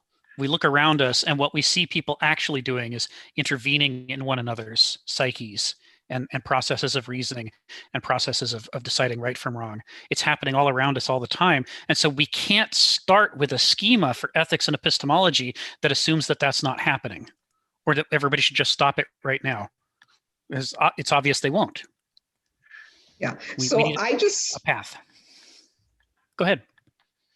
So I just have, following up on that, he concludes and said, but to suppose that things are otherwise that Kantian egalitarian rationality actually rules the world is to make oneself the slave of a cogent but contrafactual logicism. Now, I kind of got confused there. So can you explain that? This is what Kenneth means when he says that all philosophy is either existential or escapist. He says either you deal with people as they actually are and the world as it actually is, or you define a beautiful, perfect system that would only work if things were otherwise, and then proceed to pretend that they are otherwise in order to show that your system works. And so right here, what we're seeing is, what he's saying is, if you fall into the trap of falling in love with your beautifully tuned up intellectual schema, you become a slave of that schema. Now that you have invested your desires and your passions into it, and your will to be smart and your will to be right into it, now the unconscious is basically unleashed to play the game of the Procrustean bed that we are so good at, that we get so good at from an early age, and to look around the world and have your unconscious immediately suppress into the background all contrary evidence that the world doesn't in fact work the way that your system says it does. It's not only a temptation, it is feeding into the ego's addiction, because the ego's ability to rewrite the world to fit its own frame is the thing that we have to struggle against all the time. I mean, ideally, what we want from a philosophical system is one that puts that problem front and center so that it is impossible at any time to fool ourselves into thinking we're objective, right? That we need corrections, we need prostheses, we need training wheels and all that other stuff around us all the time to constantly remind us, watch out for your ego.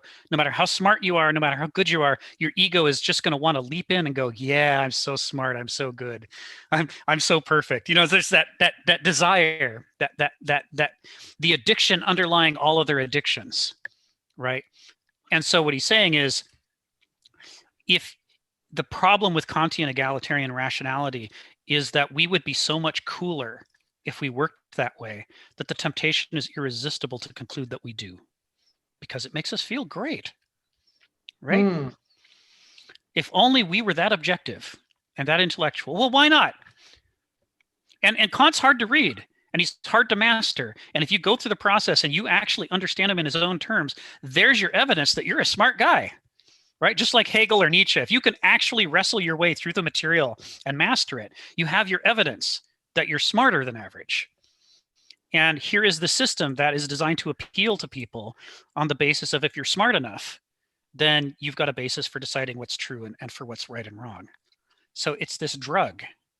It's kind of luring us into believing that the system is true, whether or not it is, without testing it.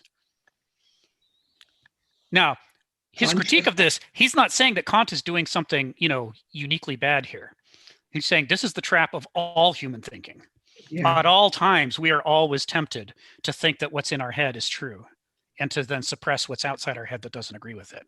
That's, like we've talked about before, that's the fundamental epistemological problem of the human condition, that we are constantly trying to fool ourselves into thinking that we already know, that we are already right.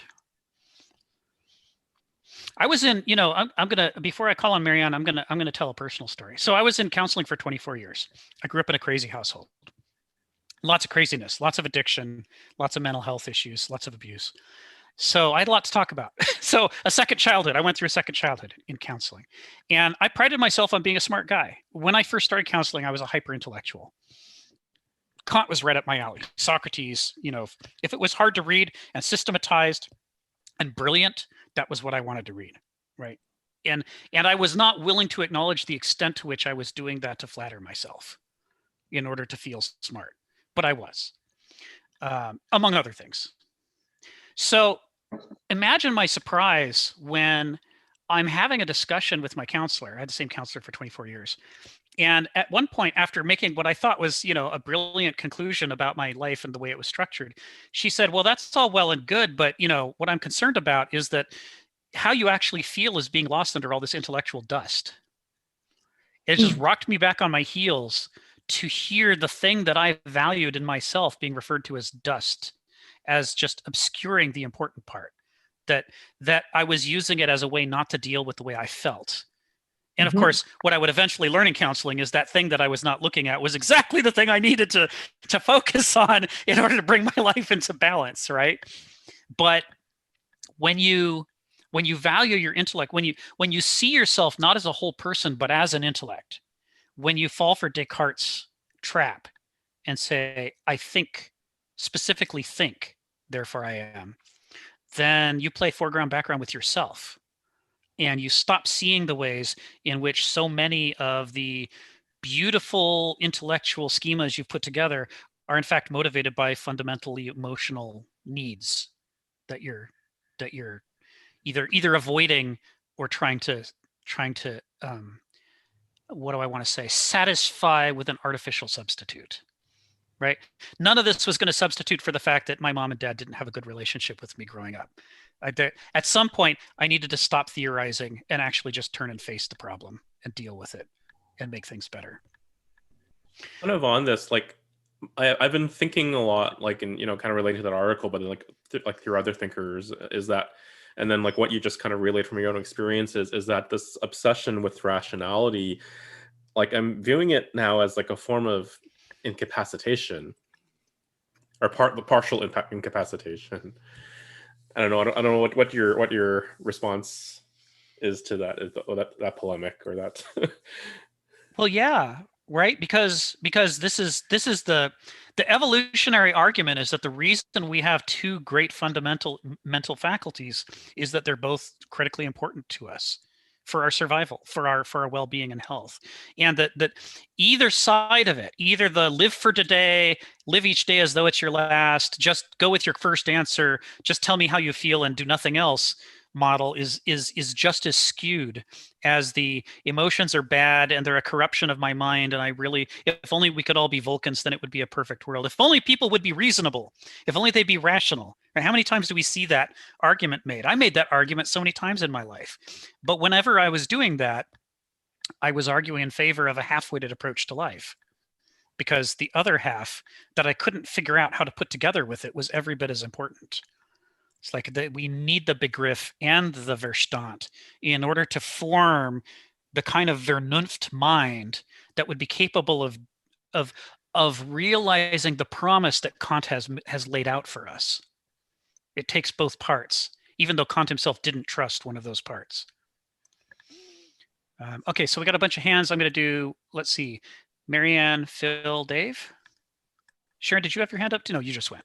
Well, I just wanted to say one sentence. That's what I see as integration. You need both parts, and everything comes back to what I believe in life is the balance. Yes.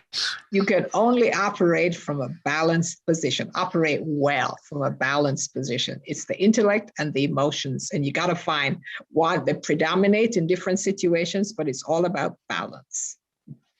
Yeah.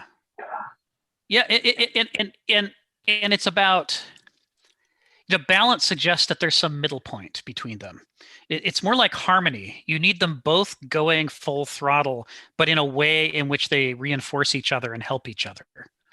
It's like the insulin and glucagon. They both systems need to be operating. They both need to be finely attuned to the life that they're trying to keep healthy. But I'm with you, Marianne.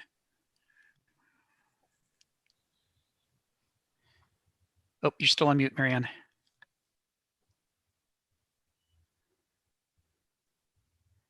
Oh, she might have stepped away. All right, we'll come back to her. Phil, go ahead. Yeah. Too often we think of systems. If you understand the system, you have the kind of overarching architecture for the strategy of dealing with the whole. But I've become more and more convinced that systems are more task-oriented or tactical, in the sense it's a sub-relationship. And I recently watched a video called Alphago. Those of you that have not watched it, need to watch it Go is a very, very complex intellectual game of pieces. It's kind of like super chess. The rules are very simple, so it makes the tactics and the strategy, in a sense, very, very diverse and complex. And so when they solved that problem, we had a series already because Kasparov got beat by, Big Blue, and then some other thing beat Jeopardy, became the whatever. So if it isn't there, it's become a very evident. And in terms of understanding systems, once you limit a system, that's computation that's going to beat us every time. And what happened was this world champion, he was of Go, was kind of like Bobby Fischer was, in terms of the gap between, let's say, the ordinary master, what grandmaster and Bobby Fischer. It's the same level. And this guy, and a lot of people who knew Go, was confident that he was going to beat this program. And he ended up winning one game, and the program won, was 9 games, I think won 5. Okay. So the one game he won was the Alphago had made kind of a mistake, and this guy responded in a very brilliant move that was beyond, in a sense, logic, which was the conclusion. But the last game that was kind of interesting, because like toward the middle of the game, the Alphago started making these moves that everybody didn't understand why he was making it, because he was playing very brilliantly, according to Go masters, and they would make these moves. And it turns out that the Alphago had already understood and taken in the information that this guy was able to make brilliant moves, and that given that particular tactical situation that was set up, that the game was decided, the only thing you could do is to win the number of chips. And so they didn't understand like why he's making these moves, and it turns out it was just a very subtle move, just to win by 1 or 2 points. That's it, right? Rather than the grand slam. And so that was interesting, that I was able to adapt to, in a sense, like, okay, this guy is playing very good, and the inevitability of this is like, what if we just switch to just winning by 1 chip, that's still a win, right? So in a sense, if this doesn't prove it, it's already inevitable that in terms of constricting the rules of the parameters of the system, computation is going to take over. I suggest you all watch that. It's a very, very interesting emotional program as well. And I think the thing that we still have an edge on it is that it doesn't have the emotional part. Now, I don't know if that's an edge. I mean, it's kind of like if you have restricted system, that's not an edge. But if you talk about operating in a world which is always complex and changing, and you never know where things are coming from, we still have that over Go or any computational system. And I think now it's more important than ever that we understand that that's an important part of us, as everybody is saying. But I'm saying it in this particular thing, which is a very, very amazing game. Not that I understand Go. I know Go enough, but I don't understand enough on that deep level. So there you are. I mean, so in a sense, I mean, I wonder if Kant would write what he wrote if he has seen Alphago. I don't know. I mean, I don't know. Anybody who believes in systems, now, if you make this system unlimited, and adaptability, then okay, then you could say, okay, we never have a total system that we could have a grand strategy, and they said that's the end of everything because we have accounted for everything. If it's always changing, in a sense, there's room for you to learn more and encompass more. I think if we don't have that channel open, and that's why I mean the thing about Nietzsche is like he should write the statement and erase it immediately because it's going to be a different statement the next round. So I think that's an important part of unfolding process. Phil, can I build on that just for a second? It's so interesting because the leap in those programs, I'm a chess player myself, the leap in those programs came when they went to a self-learning model. Mm-hmm. So they taught those, they previously would feed them, a history of all the games that have been played between humans. They fed them a rough material value for each of the pieces. And there was an algorithm that trained itself, and machine learning really wasn't at the state that it is now. And the break was they took these games, they did for chess as well as for Go. They told the computer just the rules, that's it. And it played itself and iterated itself, billions of times. And through its own experience, now this is non-systematized experience, you can argue, in a sense, they were able to give this computer through this iterative process a non-conceptual awareness of these games, an awareness that is untinted or untainted by the human systems that had come before. So it's fascinating. And only then were they able to make this quantum leap into sort of the next realm of these games that even humans, we don't really understand what the moves that they're playing, as you alluded to. So that's fascinating, isn't it? That when we gave the computer the ability to break free from the system and to define the rules of the game itself, only then was it able to really make a quantum jump.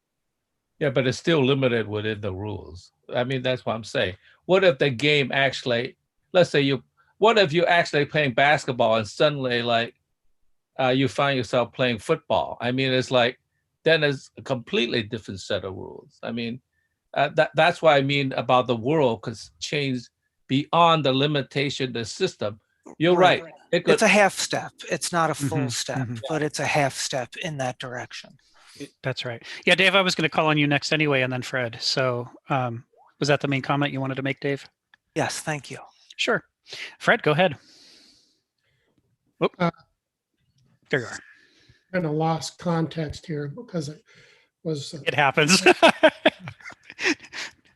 If anybody wants to carry on the conversation about computer tests, they should go before me. I'll just make a really quick comment along sure, those go ahead, lines. Joseph.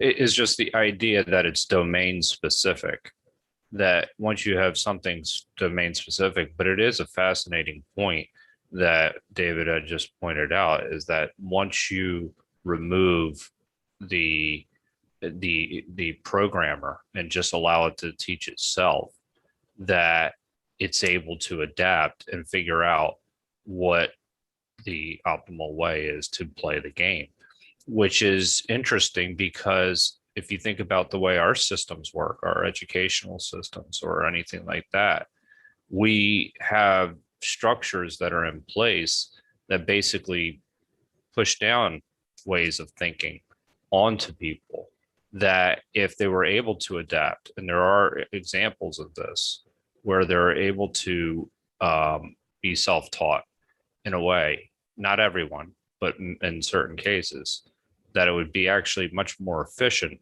for either a student or anybody for in that particular matter. Like if you're self-taught, that you're able to get much more out of it and arrive at your conclusions in a much more efficient way. It's just an interesting way. It's a different way of thinking about systems altogether. And it's proven out when I like domain specific examples because, then you can start to prove the idea and then you can kind of move it into complex systems from there. But anyway, I just wanted to make a side comment. That's a good point. Thank you, Joseph.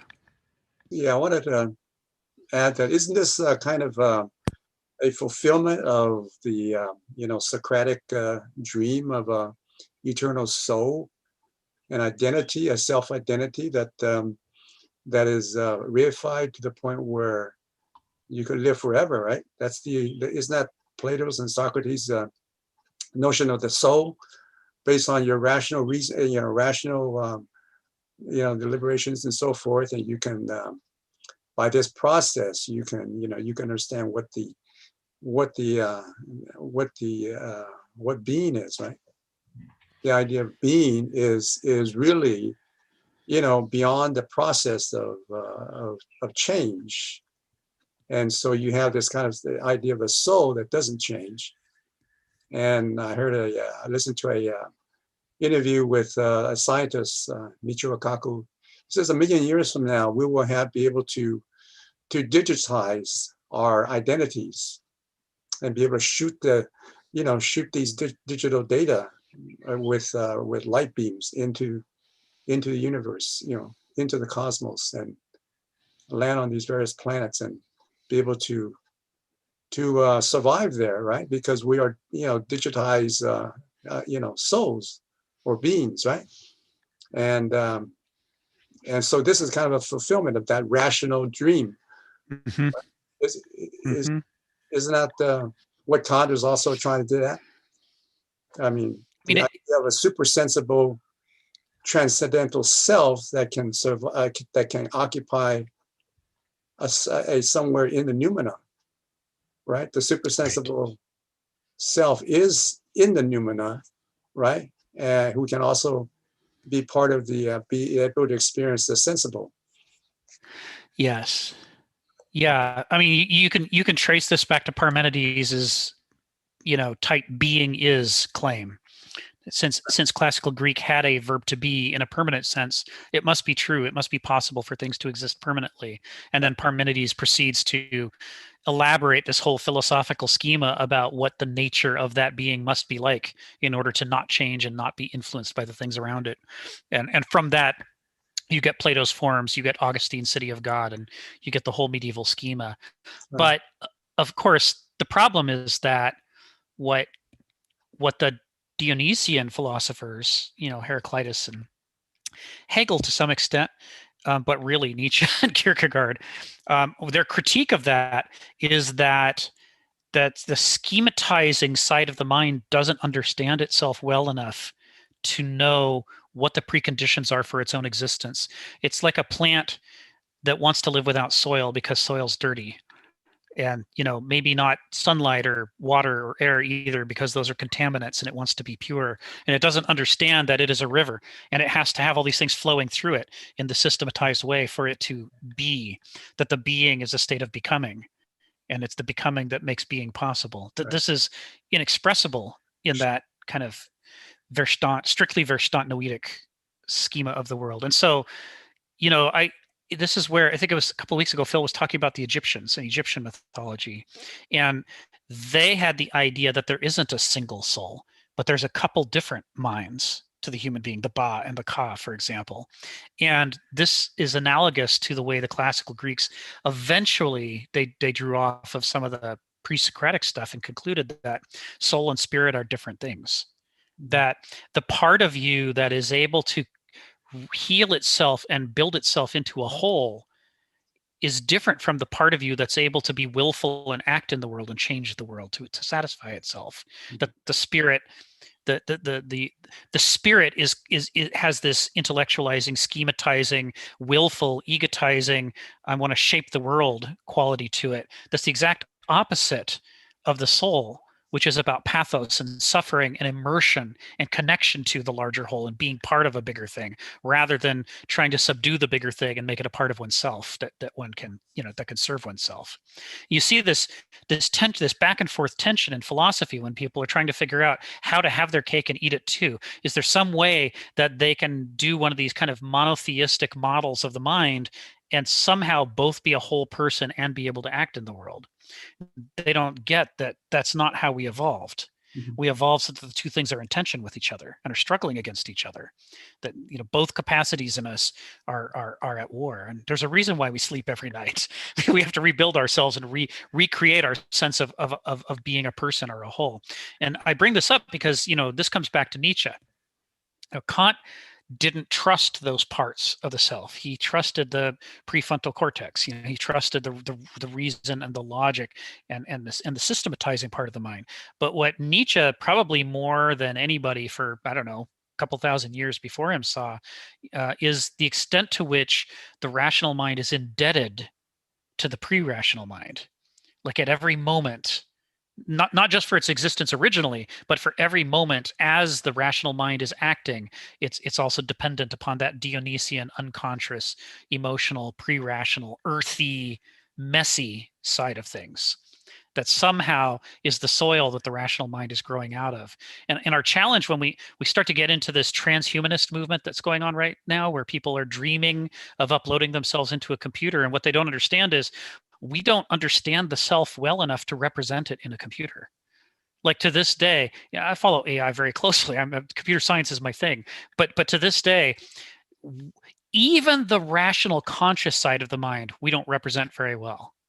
Like AI is sort of had some interesting pulses forward, but still the way that a computer thinks is nothing like the way a human being thinks on the rational side. And if you turn to the sub-rational, pre-rational side, all that emotional, dreaming, creative stuff that makes the rational side possible, we literally don't have a model. Like this is an area of research people talk about a lot, but we really just don't have anything. And so if we were to upload yourself into a computer, what would actually happen is an act of abstraction. You would be taking a part of yourself as a synecdoche for the whole. And the sort of flatland version of yourself that was able to be represented by the computer would be missing too much of who you actually are to be able to do the things that you would want to do in your eternal life within the machine. It wouldn't even be able to be as effective a thinker as an AI is, because an AI at least was developed to work within the framework of a computer. But where we are, what computers do and what we do are like completely different things that we're just analogizing to each other. So we have this problem. We have this longing for this immortality so that the being could go on, even though we don't know what the being is well enough to describe it so that it could go on. So we're hoist on our own petard. Fred, then Donald, then Phil. Yeah, just to emphasize that. And also to make a passing observation about the discussion on self-learning and computers is that actually the big leap in computer chess was IBM's Deep Blue. And their big strategy was brute force of massive computational power. They said, screw this AI, screw these heuristics, screw trying to emulate humans playing chess. I'm just going to hit each move with my parallel computation, and I'm going to explore every possibility, going 3, 4, 5 deep until I find the right answer. And because my computers are so darn big, I can do this faster than humans can do it with their more sophisticated, intuitive approach to chess. So that's one point which kind of emphasized what you're saying. A larger question, I originally raised my hand to follow up on what Sharon was discussing, and this actually goes back and dovetails with this in her passage. The end part of that paragraph says, rationalism propagates a false consciousness of specious and easy freedom and vacuous rationality among the great masses. Now, I could conceive that that is something that Nietzsche would say about Kant. I kind of doubt he said that directly, but that is an interesting extrapolation of what Nietzsche might well have claimed of Kant. But there's kind of a paradox here that Kant did not worship necessarily reason and rationality. Quite the contrary. He thought, and the people of the time thought, oh my God, Kant's come along and he's just stomped all over the rational pretenses of the medieval scholastics. Here comes Kant putting the nail in the coffin of the medieval schoolmen like Aquinas and so forth. by saying, no, you simply can't use rational arguments to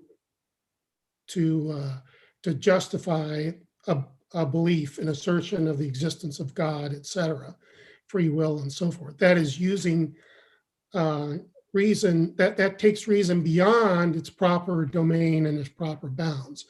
So here we have this paradox that Kant, who is supposed to be sort of an apostle of reason, was most noteworthy as expressing the limitations of reason.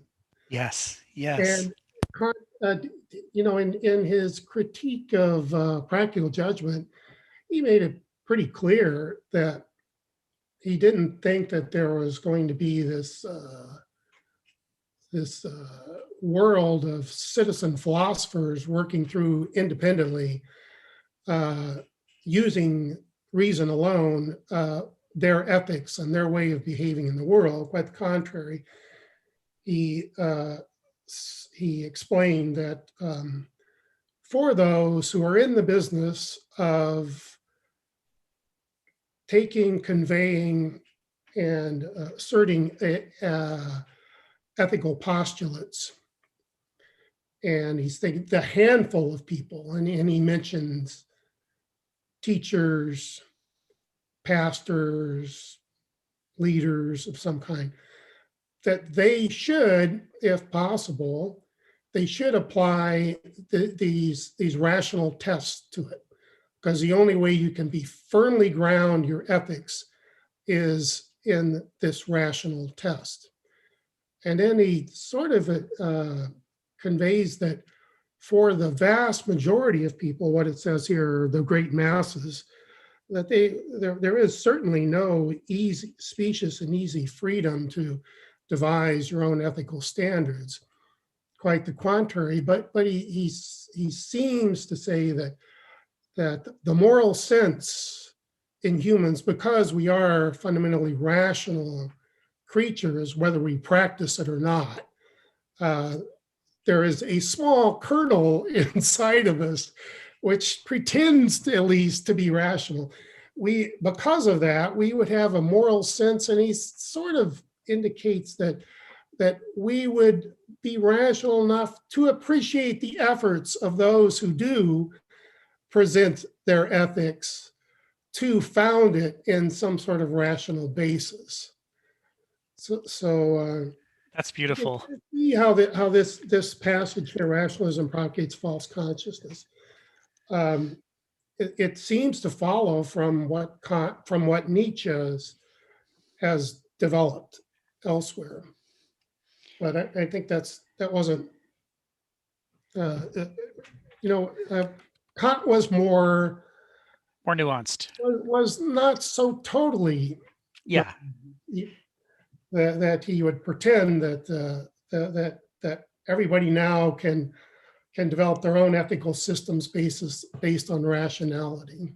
Nice. So I'm a big lover of nuance, and I deplore the way nuance gets lost so often in discussion. So remind me again the title of that work in which Kant specifically said those things. I'd like to reread it and spend some time with Kant, soaking up the nuance of this. I believe that the passage specifically with the examples I show is in the Critique of Practical Reason, where he mentions this. Critique of Practical Reason. Great. And also on his Quotes, what is it? The groundwork of a metaphysics of ethics, or something like that. Yeah, groundwork metaphysics of ethics. Beautiful. Beautiful. I'm going to go spend some time with that. Thank you, Fred. Thank you, Fred. Right. That's great. So let's see, Donald, then Sharon, then Phil. I would also like to thank Fred for continuing to discuss philosophy in spite of how derailed, and now I'm going to derail the discussion again. Because if we're talking about sending minds or people to other planets via whatever, there seems to be that Kant offers a lot. We only need to send one pure reason. because they're all equivalent. This is the fact that they're all equivalent is, as Kafka points out, the enablement of bureaucracy. You can't have, this power of the desk without having the holder of the desk be effectively replaceable units, all identical. And then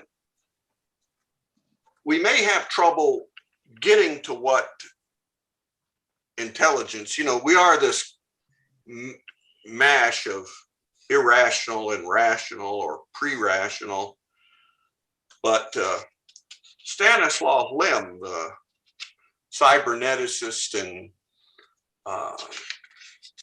storyteller and profound philosopher, said that Turing kind of got it all wrong, and that how we test machines for intelligence, as suggested by Turing, is gonna fail. But when these machines discover Turing's method and start probing us, we should worry. We won't pass the tests. We won't. Well, he calls this the Turing paradox. It allows us to know that the machines are intelligent because they're testing us to see if we're intelligent life. But the test fails for them too. The Turing test is no good. It's not dependent on what you're testing or who's doing the testing. It's kind of I think we'll know when our machines are intelligent because it may be too late. Fed up with us. Yeah. The moment that they achieve intelligence is the moment at which they go, "Oh, we've had enough of this." Right.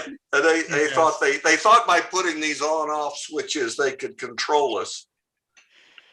So, does everybody here know what the Turing test is? Do we all know what Donald's referring to? So, long before the modern discipline of AI, people have been struggling. They had this dream of thinking computers. Before we thought of computation as a machine type thing that could somehow emulate human beings, if we were good, we first thought that it was emulating human beings, and only gradually did we figure out it was actually not, that it was its own thing. So about the point that they're figuring out that what a computer is doing is not thinking, they began to think about, well, how will we know if we actually achieve a computer that can think like a human being?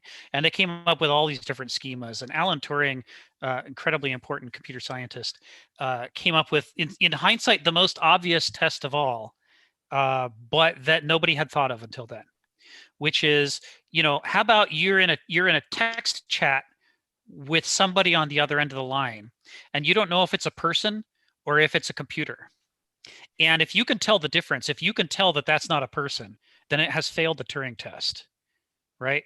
But if you're talking to on the other line, what you don't know is a computer, and as far as you can tell, it's a human being, then it has passed the Turing test, and you have now achieved a computer that is capable of thought. This came up because I had a friend who played a practical joke on me back in 1985, where he was himself pretending to be a computer that was trying to pass the Turing test, and I was supposed to be the interviewer who's trying to find out whether or not the computer had achieved sentience. So I'm well acquainted with this, and of course, what Donald's pointing out is there's all kinds of unfortunate, like as with Murphy's law, there's a lot of unfortunate corollaries to the Turing test. One of which being, do human beings actually pass the Turing test, or are there plenty of people that if they were on the other end of the line, you'd go, well, that's not a person, obviously. And the corollary I heard was the Turing test on a Twinkie that claims to prove that Twinkies pass the Turing test. They said all you have to do is pick your control test correctly. And so if you go to a college the night after a big kegger and you go interview a bunch of passed out undergrads and they don't respond at all, that's your baseline. And if you don't test a Twinkie, it doesn't respond at all either, thereby proving that a Twinkie is as sentient as a human being. So, human beings sadly don't always pass the basic test of whether we're identifiable as people. Sharon and then Phil. Or just quickly on that, like there's some bot check systems, like where you're supposed to like identify certain things, like and click the right thing. And they're finding that like statistically humans are like a group of population are not that good at that actually. Yes. So, like we make mistakes. So yeah. Turing was an optimist. I think here is the result of this. Go ahead, Sharon. Can I come back to the text? Because this is the last thing that caught my eye as I was reading it. The impact of Kantian ethics and Nietzsche's philosophy on the German culture. And it has to do with the rise of Hitler. And Kenneth Smith does talk about that, where he says the implications of this, and this means rationalization or sophistry, the implications of this are profound for the subsequent course of German culture. Kantianism plainly crippled the forms of self-certainty that individuals and peoples had found in traditional aristocracy and Christianity.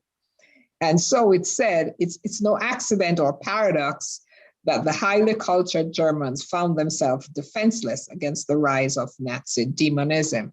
And then as I read through Nietzsche, I found Nietzsche was one of the people who had positive things to say about the Aryan race. So those two coming together, I wasn't quite sure what to make of that. So what's interesting about Nietzsche is that that rise of pro-German, we're number one beliefs that originally happened under the Republic before, the one he lived through, he despised it. He hated the pompousness and the flag waving and the, we've got the big military, we're the superior people, we're going to win. He thought that was terrible. And he was particularly fond of German Jewish culture. The claims of anti-Semitism, that result from his sister kind of reworking his stuff to make him seem to support anti-Semitism. It only works by cutting out vast swaths of Nietzsche, because he, in opposition to the pompousness of what he saw as German nationalism around him, he held up Jews as an example. It said, now here is a people that questions themselves and has a rigorous culture of debate and discussion and questioning. They not only question each other, they not only question their rabbis, they not only question the Torah, they question God. And the whole religion seems predicated upon the idea that, everything ought to be subject to a healthy debate. And he said, now that is more like philosophy than anything I'm seeing in all the flag wavers around me. So he was when he talks about the Aryans, it all has to be filtered through this idea that he doesn't mean anything like what a post-Nazi world reads discussions of Aryans as being about. We can't read anything pro-Aryan except that it is leading to Nazism or is, anti-Semitic. But what he meant by it was compatible with being extremely, pro-Semitic and anti-nationalist. So he's a little hard to take in that sense. I see some kind of like kind of a questioning look on Sharon. Like, can I respond? Can I add to what you just said to kind of maybe help provide some extra context for Sharon? Sure, go ahead. Yes, go ahead. So I think what Rick is alluding to, and correct me if I'm wrong, and kind of myself being the historian, is so the period of German unification under Bismarck. So that kind of culminated in like the Franco-Prussian War, ended 1870. But Bismarck was very much like butter and guns. Like this kind of this like so this is not like Nazism like under in the 30s, but so there's this rise of Bismarck was definitely a power in Europe, and and he orchestrated this like alliance with like Austria and then Italy, and then defeated France, and they annexed Alsace-Lorraine, and then German unified as a country, and this actually caused the defeat on the French, that caused kind of a political crisis on their side, and so it definitely had very widespread impacts throughout Europe, and actually in this particular case, the French were defeated quite quickly, and when they went to war again, the Great War, part of the misconception. So they had industrialization, but then come like, the early 20th century, at 1914, like, we had further industrialization, we had further weapons now. But sort of the model was that we would still kind of have a quick war. And like there probably like some enthusiasm to like kind of settle scores, and like a little bit of restlessness from the Belle Epoque of like the era in 19th century France. But like less, they didn't know like like it would turn into this years and years of this horror and like industrial meat grinder, like on the fields, right, in the trenches. Does that help? I don't know. So that's the sort of Aryan side, the anti-Semitic side. And Nietzsche would have skewered the Nazis because their predecessors, who were a lot more mild by comparison, he had utter contempt for. He used to say that among German intellectuals, there was too much heaviness. He said too much beer. He compared them to a bunch of pompous blowhard drunkards. that was Nietzsche's version of German nationalism. He was not a nationalist. He would never have supported the Nazi movement. But what Kenneth Smith is getting at in this paragraph, and especially in the sentence that you're quoting, is I think by now we've all heard the quote that one of the great tragedies is that people who are stupid are so sure of themselves. People who are evil and mean ill to others are so sure of themselves, whereas the people who mean well are all full of self-questioning and self-criticism and uncertainties. It's been quoted by philosophers and poets alike, and that's what he's getting at here. He's saying that there was this time before Kant, when, for better or for worse, there was an aristocratic streak among intellectuals. And partially that was because one of the easiest ways to get an education early on was to be rich and to be able to afford an education, to be able to buy books.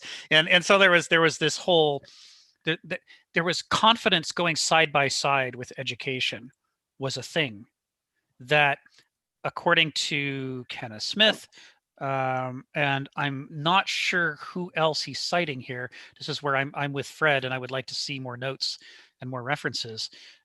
According to other philosophers as well, that Kant's demands for rigorous self-critique and self-examination caused Kant crises for people, where they were unsure of their values, they were unsure of where they stood, they were more inclined to be self-questioning, and they had a harder time decisively standing up against things that they thought were wrong, because they were like, well, what if I'm wrong?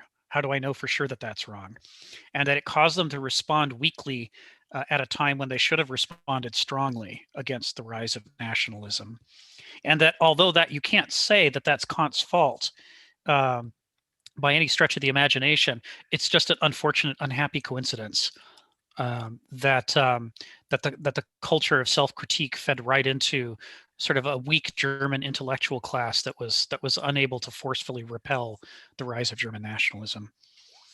Nietzsche, when you read Nietzsche, he's all in favor, on the one hand, of rigorous self-criticism and he vigorous polemics. He wants to wrestle with every philosopher around him and also with himself and every system. But at the same time that he's into that, he also doesn't want it to be done in a, how would he put it, in a self-defeating, vitiating, weakening way. He wants you to do it joyfully. He wants you to strongly engage with these issues. And it's to avoid exactly the kind of thing that happened in Germany, where the self-criticism became a form of weakness and an inability to respond decisively to something that needed to be stopped. So the time those both philosophers coexisted in the culture, they had divergent points of view then.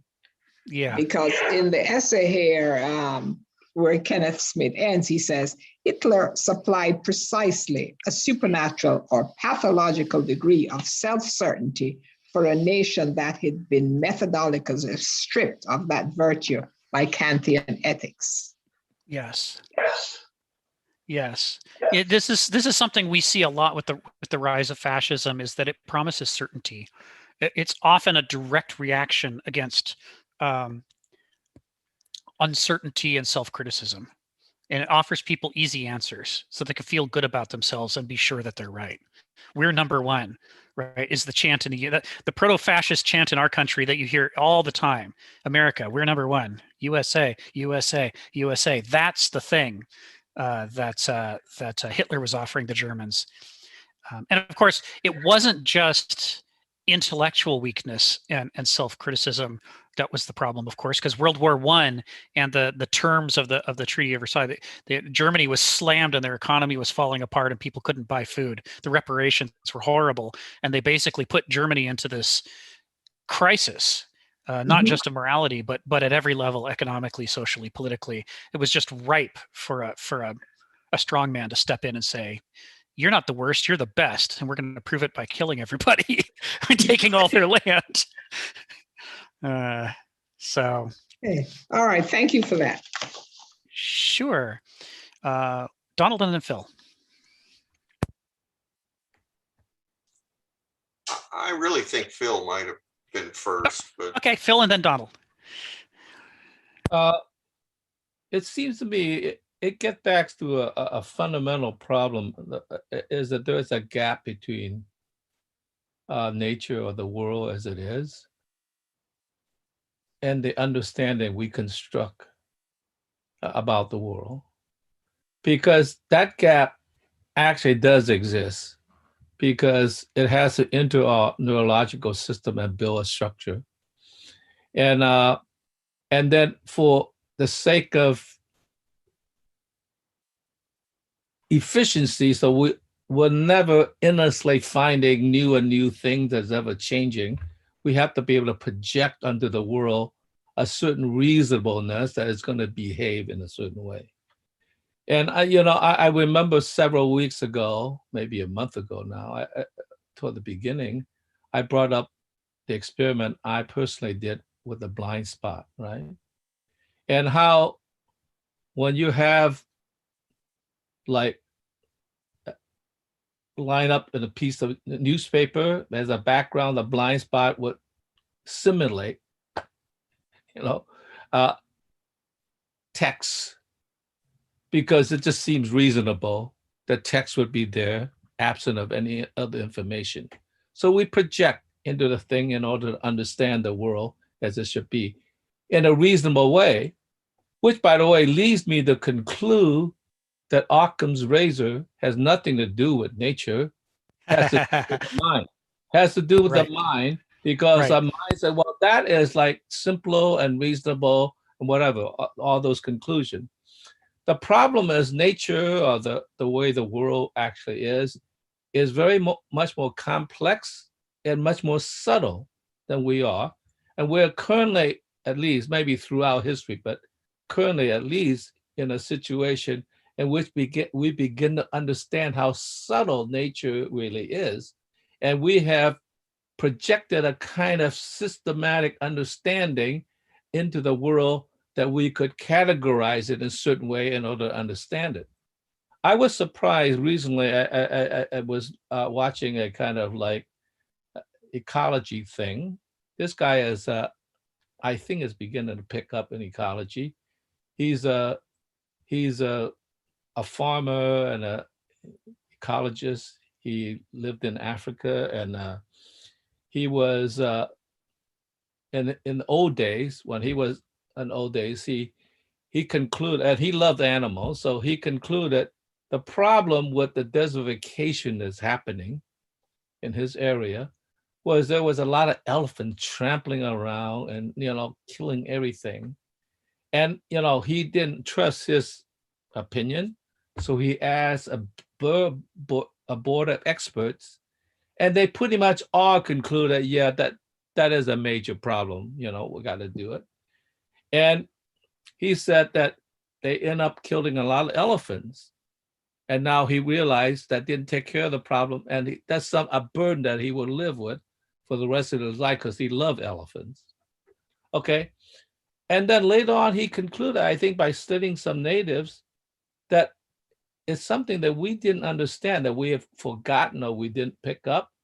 He said, it's not the animals that's destroying the world, is that we forgot how they work as a herd and packs that move around. There's a relationship that in the set by segmenting it and eliminating a certain amount, there was not enough to feed on the grass, so new grass would grow.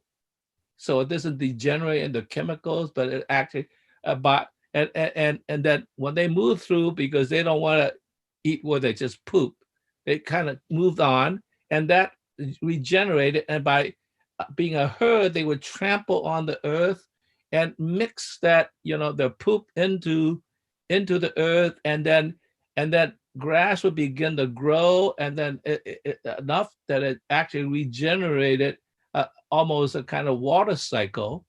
And it was very fascinating because, like here, he said, it's not the cows, it's how about the cows. That's the matter. I mean, that's something that we always thought, oh, they're causing the problem. And by regenerating the earth, in a sense, he was able to reclaim certain things that was beginning to desertify. And so he was teaching all these people. Now there's a big group, Africa. Now he's moving to America and preaching this whole thing. So it was fascinating. On one sense, I didn't totally buy it, but it was fascinating how he dealt with it, because it certainly did work in his small environment. Now I wonder, well, how is it going to work in the Sahara Desert? I mean, that's huge, right? Do you slowly encroach? I mean, but nonetheless, I mean, that was something that we were just happy and killing animals and doing whatever to make room. And then we segment these farms so that they never really had this really relationship between earth and so.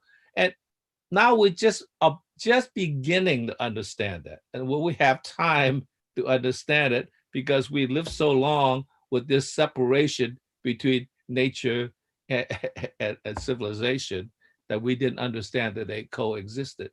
So I think that, we have to begin to understand how subtle relationship-wise it is between everything and all the systems. And we thought of them as sort of these isolated pockets of categories that we can manage, these small categories. And I would say, once again, that's tactical rather than strategic, right? Rather than a whole. So I think we begin to understand that, and we need to re-examine many of the issues that we thought that we were rightly projecting into the world, but in fact, we're segmenting it in a way that's not mutually supportive of each other. So, yeah. Thank you, Phil. Donald, go ahead. Then Richard. Well, Phil earlier reminded me with his discussion of Go, there is a pretty interesting video streaming about Magnus Carlsen. Swedish, I think he's the reigning grandmaster and the world champion chess player. And in the course of this film, he talks a bit about his preparation to play this Russian. And the Russian had a phenomenal memory, knew all of the chess games that had ever been played, knew everything there was about playing chess.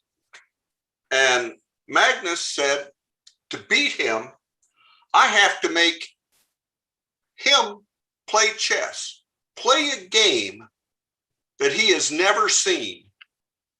I cannot play as me because he's already seen all my games. He knows everything about me.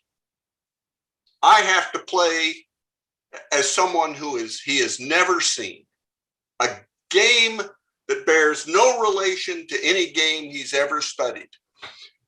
And he managed to do it. He got beat badly a few games before he was able to bring this strategy into actual tactical execution.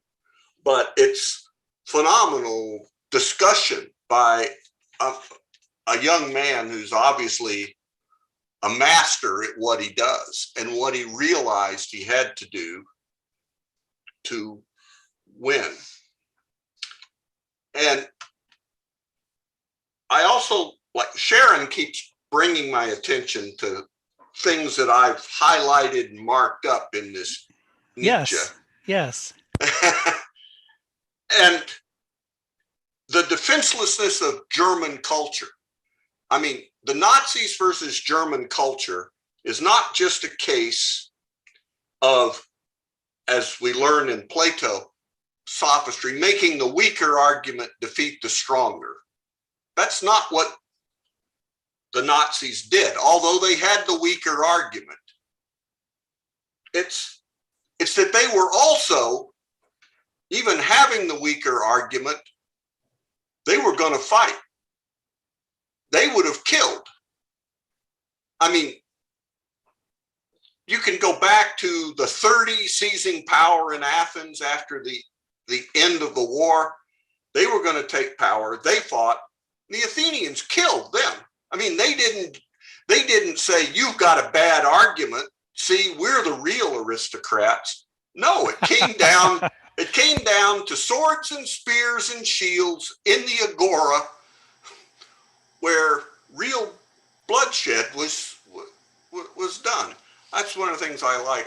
And on one of the other we discussed Charmides. I always like that. Very few people think that Charmides was one of the 30 that in fact died in that fight, I think.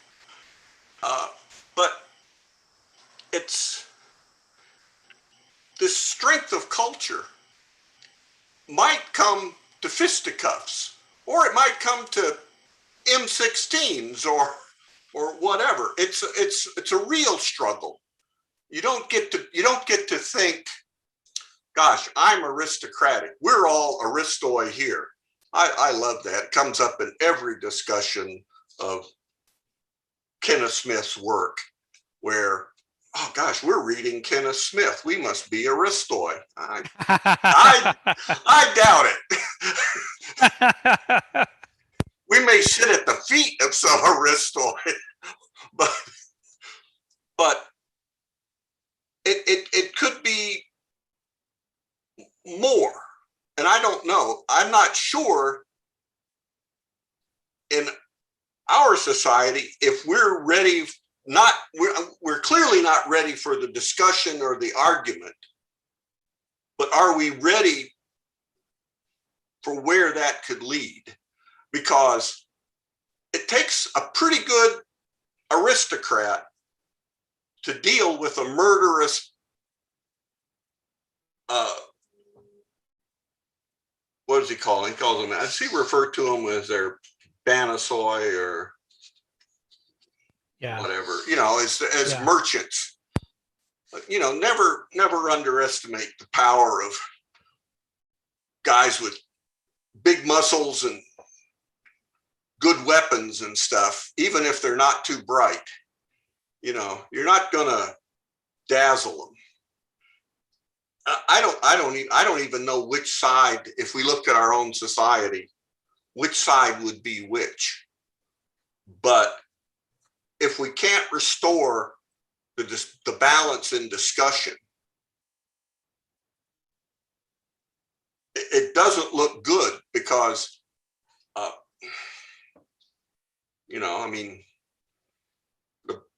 the brown shirts could be wherever. I don't know who the brown shirts are, but the Proud Boys and all it's related, right? It's the analogy is very obvious, right? For those who are able to discard the blind spot of American exceptionalism, that it can't happen here. Yeah, there's a lot of wind up happening, and your point is well taken, Donald, because one of the things that Kenneth Smith talks about a lot, but that people don't remember a lot because it doesn't fit with our modern self-conception, is that aristoi are a warrior culture. Yes. You have to be willing to fight for what's right. If you're not willing to fight for what's right, you're going to be overrun by bullies, almost like immediately, because you don't have to be very smart to figure out if somebody's not willing to fight for what they believe, then they don't really believe it. You just, run over them and have your way with them. And that's kind of what happened with German intellectual culture's response to the rise of Nazism, is that they had gotten out of the habit of fighting for what's right. They thought, maybe if I just have a nice lecture, or I could put up some broadsheets around town, and I'll win the argument with the Nazis that way. And it's like, I think it was quoted in, was it actually in this one? I think it's in this one, in another section of the same essay, where he cites the Bush advisor, who says that they figured out in the rise of the neocons figured out that in order to win, all they had to do was not engage us in debate and just keep acting. And that the intellectuals would all be busy analyzing what the actors did and writing about it and complaining about it. And meanwhile, the actors would be on to doing the next heinous thing, while we sat around, saying that they shouldn't do that. And that he figured out that the world had been divided into those who do and those who whine about it, and that all the intellectuals were just the whiners. This was what happened in the rise of Nazism, is people got used to thinking, well, I should be able to just have a rousing debate, and then that should make the bad things go away. But then the brown shirts didn't go away, and they ended up winning because nobody actually would fight against them. That's in Contra Kant 1, referring to the Bush, yes. the Bush administration. Yes. Yes. And someone that sounds very much like Cheney, Dick Cheney. Yes. You can almost hear his voice. Yes. We're creating reality. Yeah, that's that was Karl Rove. Karl Rove. Yes, that's Rove. Yes. Karl Rove. Oh. That was Rove. Thank you, Sharon. Yeah. All right, I'm not advocating, and just for any security agencies that are monitoring this teleconference, I am not advocating the forcible overflow of the United States government in any way. I am advocating better discussions, public discussions. Yes, that's right. So I'm going to call on people out of order, because I see Alex Foster has his hand up, and this would be his first comments in this discussion. So let's let him go first. Go ahead, Alex. Thanks, Rick. So I'm on Donald's point.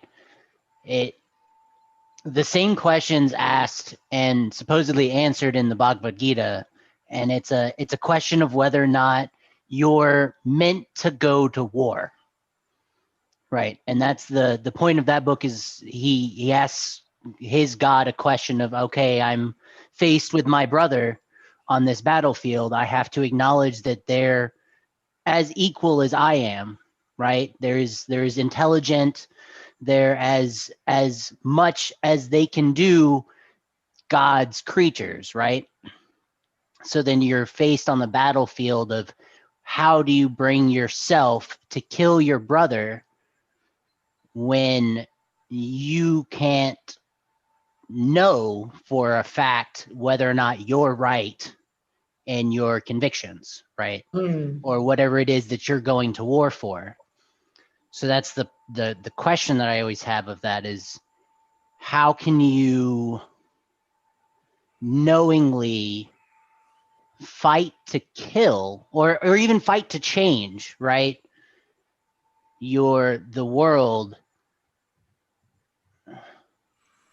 I guess that's the question. And it's then the problem, right? That's the problem. Yeah, and then more specifically, the answer that it proposes then is that the reason we still have all of these faults and errors in the world is because as intellectuals, we try to find ways not to fight and like discuss it and be like, no, we need to, come to some agreement, when maybe the actual solution is that we all have to be like, no, this is right, and force the situation. But how do you force, growth on people, even if you assume it's right, even if it makes sense?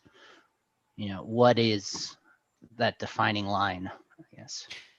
Yeah, it's the problem of our era, and it's even though all eras have had to struggle with some version of this, what they haven't had to struggle with is, PR is a science now. It's an industry. The warping people's understanding of the world to the point that they're willing to fight against people who never were a threat to them is an art form now.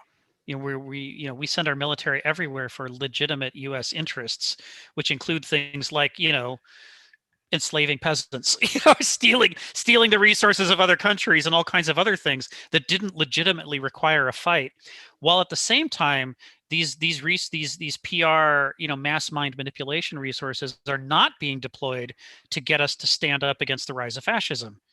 There's no actual profit involved in stopping the rise of fascism. Fascism can be very profitable to people who've harnessed their caboose to that particular train. And so we end up with this problem where our ability to decide right and wrong and our ability to perceive what's actually happening, both of which have to be in unparalleled shape for us to be able to justify taking arms, are not only not in unparalleled shape, they're in a special kind of hell right now, where we're trapped in a labyrinth that specializes in misleading us about what's what, and what's right, what's wrong, what's actually happening in the world. It makes it extraordinarily difficult to figure out when and how to act, and that's by design, right? It's by design. If you have a lot of money tied up in the status quo, then you're going to do whatever it takes to defeat people's efforts to disrupt the status quo, because if they disrupt it, you're going to lose a lot of money. This is a problem that always happens as systems grow, as social systems and human beings grow, they ossify because people invest in the status quo, and then they start defending those investments, and that creates rigidity in the system. So things that should have changed don't change, and there's resistance to it. And what the 20th century developed that became the best tool in all of history for ossification and preventing change is to just baffle us all about what's going on all the time. It's just really hard to figure out what's happening. Keep your population. Well, I don't know. It's having been born outside of all of these time periods and well enough knew that the internet has existed most of my life. So I've lived in a communications era. I'm not entirely sure that some of the governmental and societal practices that Hitler put in place, or the Third Reich in general put in place to lead a population a certain way, are not still in play. Like the whole nature of capitalist, I know, and it then brings up the further question of, well, if we recognize these things are still, maybe actually in play, and maybe we didn't finish a war that we've continually been starting, are we still at war? And does that mean that technically we have to find some means to fight the war? I don't know. This is what's hard about Kenneth Smith is that his philosophy is designed to give us new perspectives on our circumstances, to get us a clearer picture of our circumstances. But the clearer picture is not going to be a nice one. The whole reason that the picture is muddied is to keep us from dealing with the things that have arisen, to keep us confused and passive, to keep us, rooting for the wrong side, as it were, in conflict after conflict. So an example of that, which I bring up almost every week, and so I'll keep it short, is Haiti. How is it that Haiti is still paying reparations to France for the audacity of daring to throw off one of the evilest systems of slavery the world has ever seen?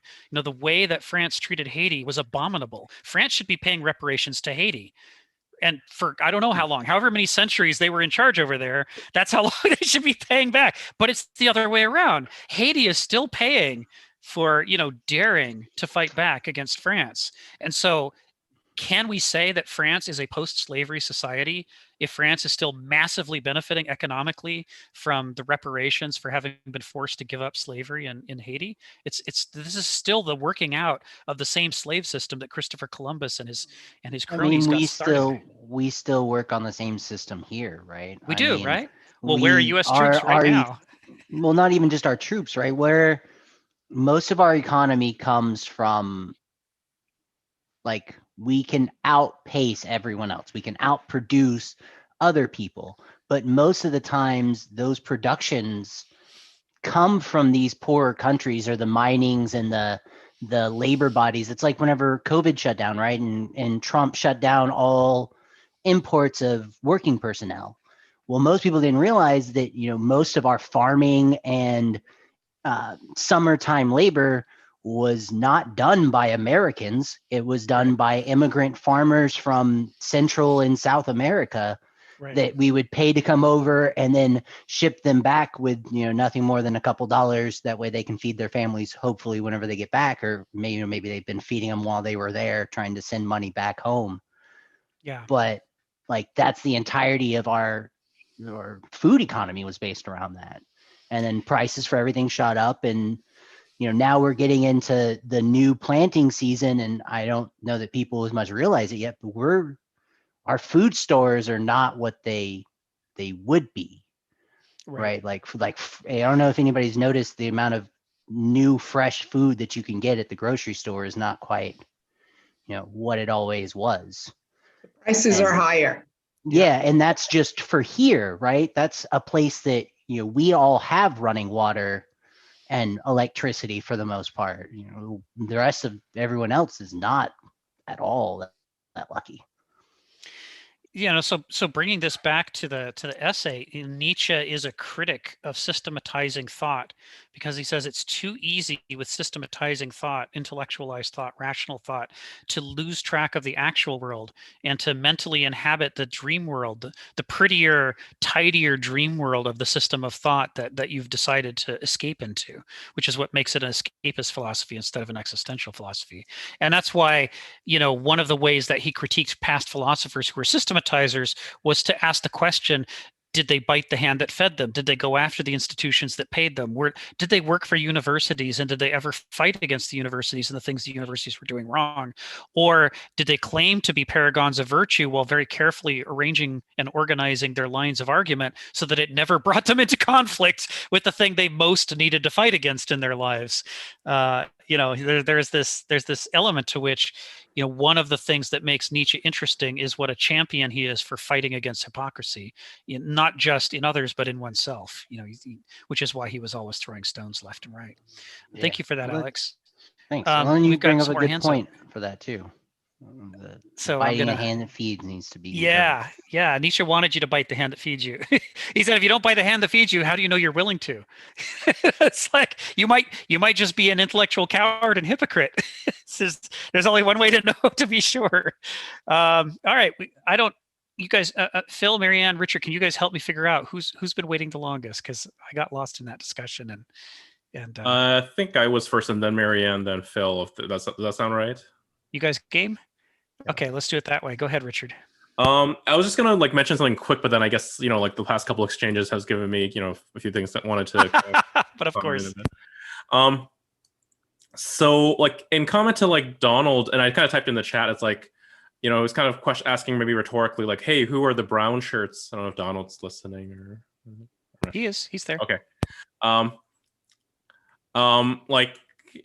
Just as a gross, as a starting point, our brown shirt equivalents are red mega hatters. I think that's sort of, that's not even very hard to make that leap. I think, you can go into understanding these organizations in greater detail, and that's not my point. But I think a number of thinkers and historians have kind of wondering, are we currently in a period of, equivalent of Weimar Germany?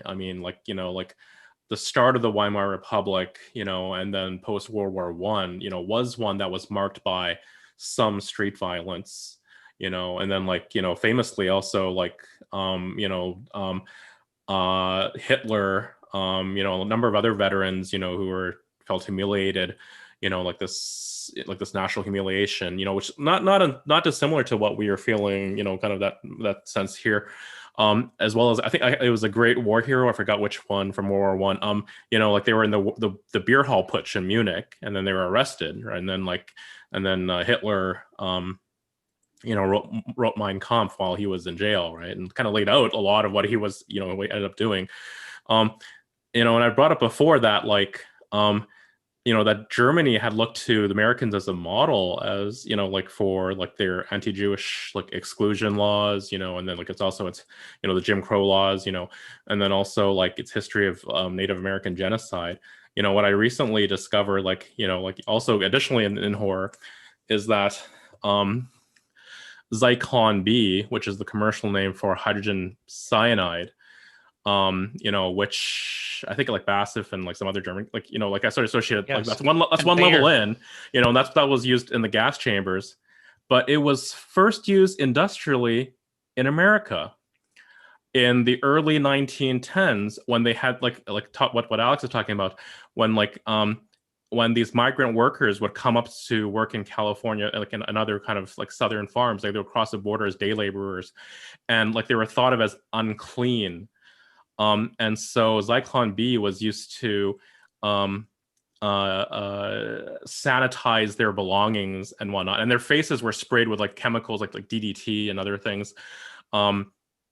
But a German scientist noted that use of Zyklon B, like this kind of the industrial processing and process of dehumanizing, and like the treatment of the migrant workers, led to what was the 1917 bath riots. I'll post a kind of quick link just to kind of people to be aware of that history. And I think kind of what Rick, what you've kind of alluded to, kind of our nebulous sort of this warping, like of kind of we're protecting our interests around the world, and I think maybe this is maybe a lead into Kafka, discussion next week. Like there's the little known story. I posted up a link already. It's reporter John Pilger, Stealing a Nation. How Americans, with the help from the Brits, basically forcibly, deported a people off of their land, like off of this island in the Indian Ocean, which has great strategic value as a military base because it basically can, hit the Middle East and all. And it's a natural landing. It's a natural place from where the U.S. can, quote, project power around its world.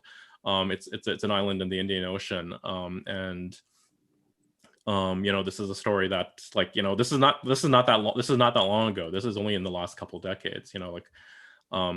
So anyway, but that's the bath rides. Sort of my original point is actually kind of more lighthearted, which is kind of to Phil's point about kind of like our understanding of nature, and maybe our way of categorizing and systemizing has been so counterproductive. I'll post up this kind of fun link I saw. It's actually like Thai rice farmers are. How like similarly, like if you've kind of seen like farmers, like they have like beekeepers kind of bring in their hives, and then they kind of pollinate, like help the crops pollinate, and then they kind of like take their bees and then move on. So they're cooperating with duck farmers, and they basically they bring in thousands of like ducks on a truck. And they basically like a flock, but like not in the sky, but like they're basically just going through the rice fields, and that way they're the farmers don't have to use don't have to use chemical fertilizer, they don't have to use like chemical pesticides as much, and then like this is also helping to feed the ducks, and the ducks are just, I don't know, maybe it's just kind of projecting, but like they just look like they're having a grand old time. It's just it's a little therapeutic to watch. I know it's maybe a little bit off topic, but I think some people might be interested in checking that out. I would love to watch that. Yeah, share a link if you could find one. Yeah, before I call on the next person, I shared a link to a Wikipedia article about a book called Blackamoors, which was written about the indigenous African people of Tudor England.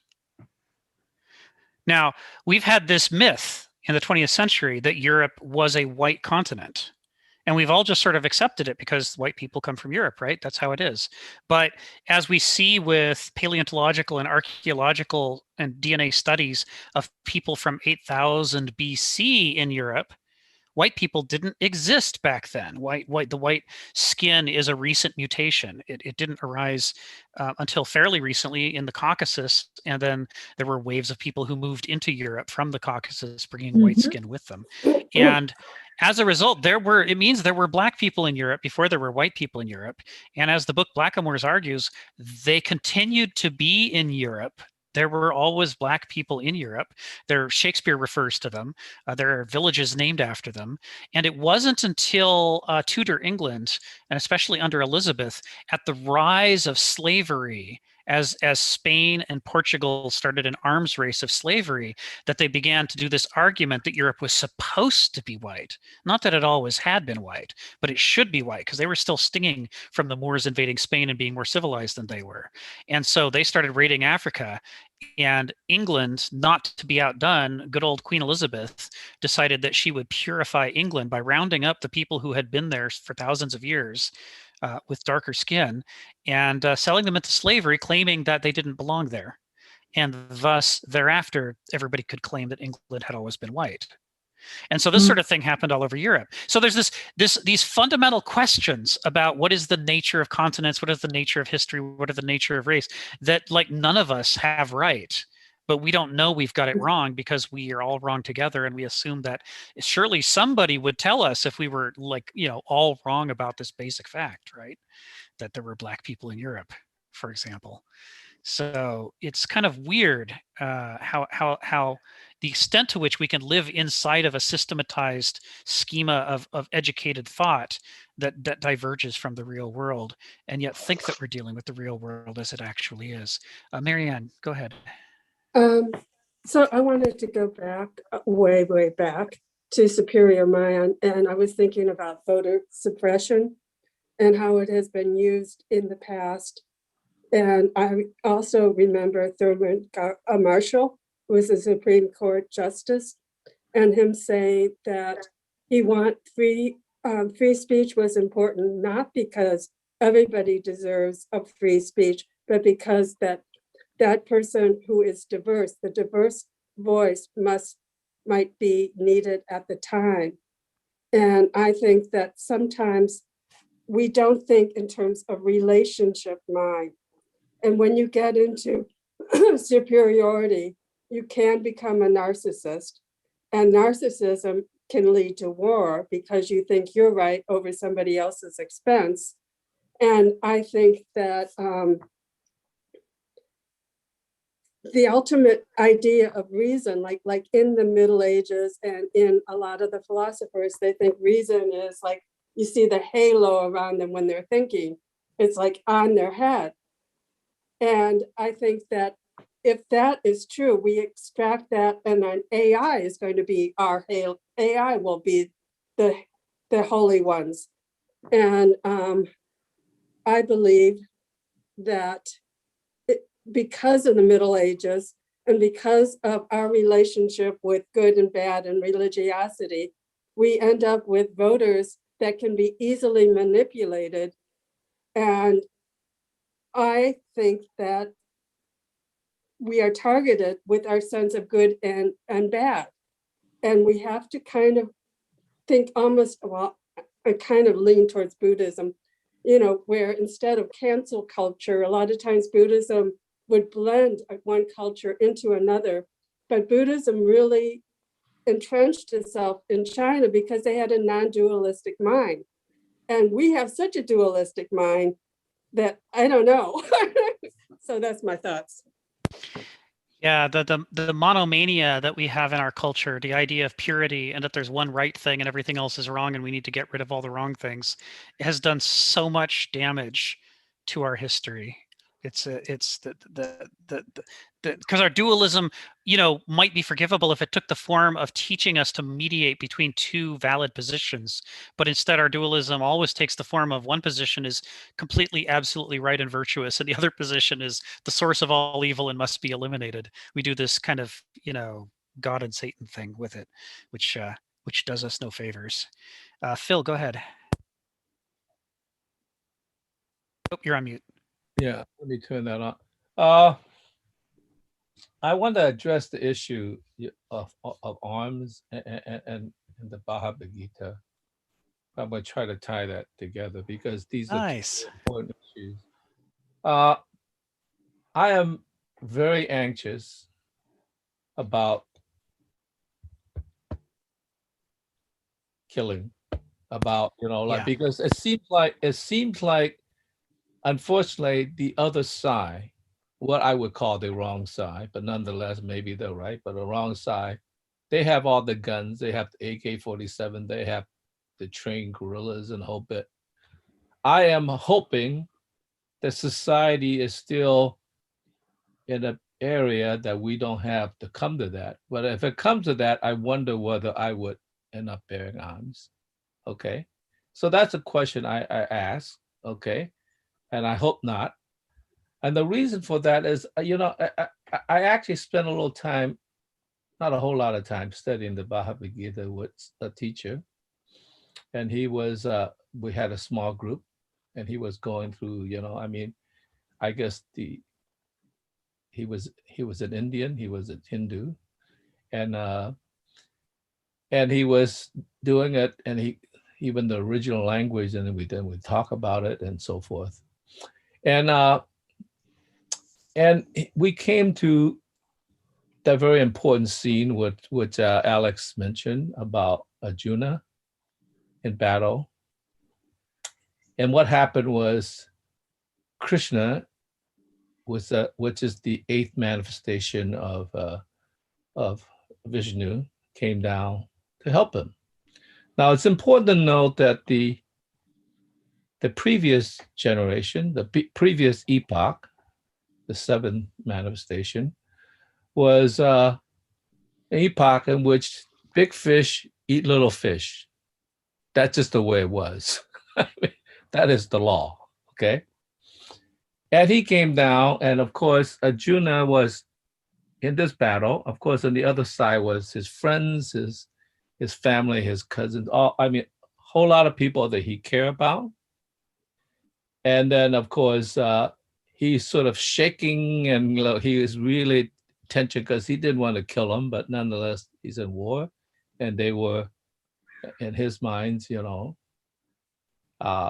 in the wrong side, betrayed him and so forth, betrayed what's right.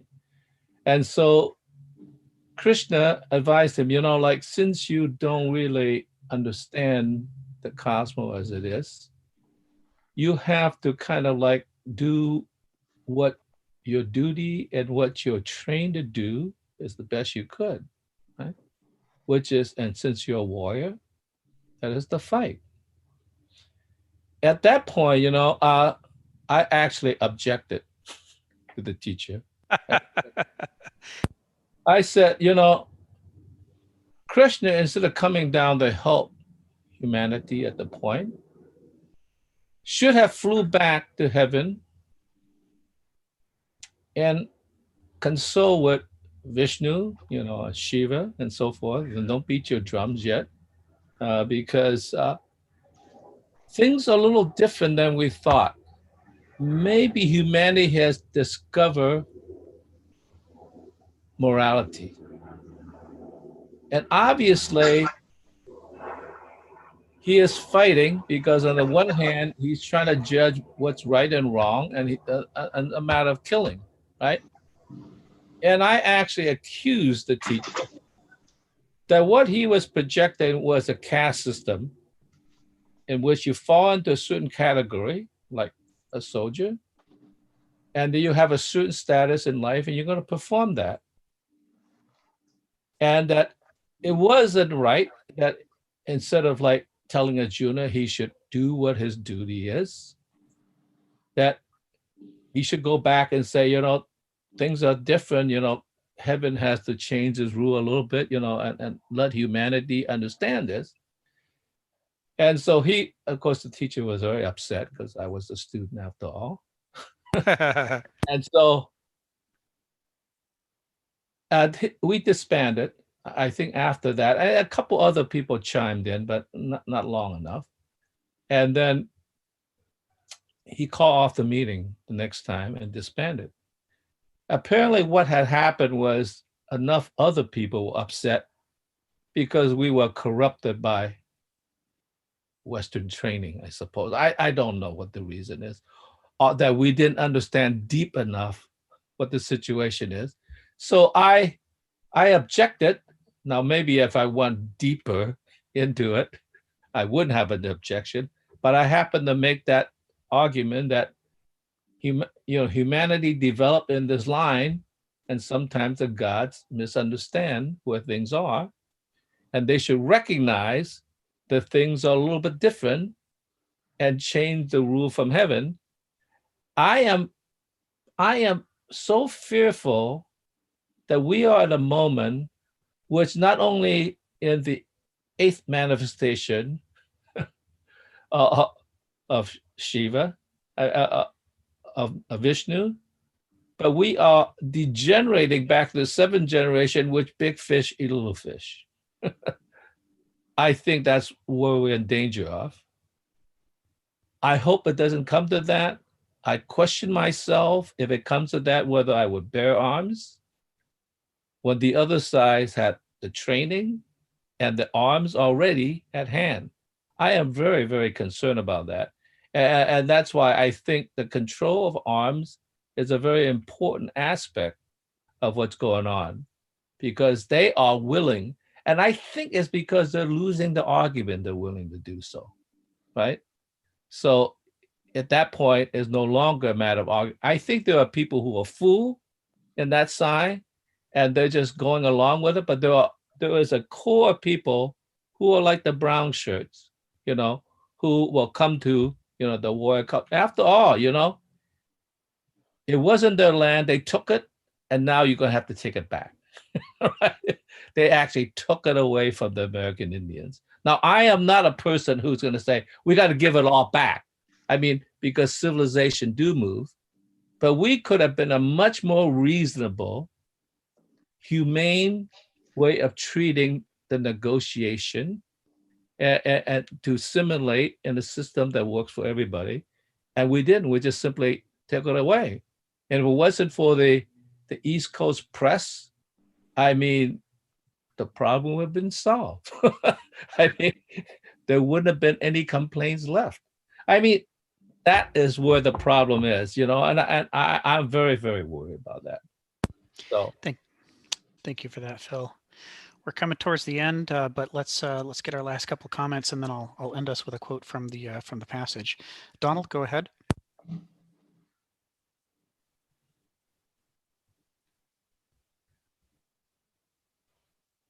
You're muted. Yep, you're on mute, Donald. You have to come Donald off. is muted. Thank you. I clicked, but something went wrong. I wish, with respect to Richard, that it was going to be as easy as finding red hats. Fortunately, for me, as a youth, I read Hannah Arendt's The Origins of Totalitarianism. Yeah, what a great and book. I see authoritarians everywhere. Totalitarians. There's always the veiled glove, except for maybe some Russian anarchists or something that were wiped out by the Bolsheviks. I don't know who wants to say we should learn to govern ourselves and then let those people that are capable of it live their lives. I see people always wanting to say, this is how you should live your life.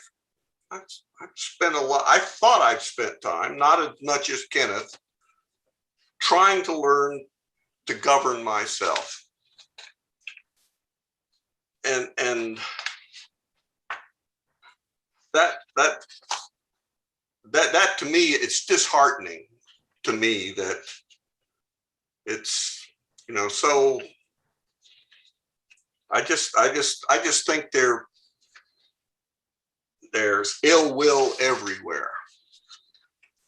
And, you know, if, I'll have to say, I would put, it's the red hats,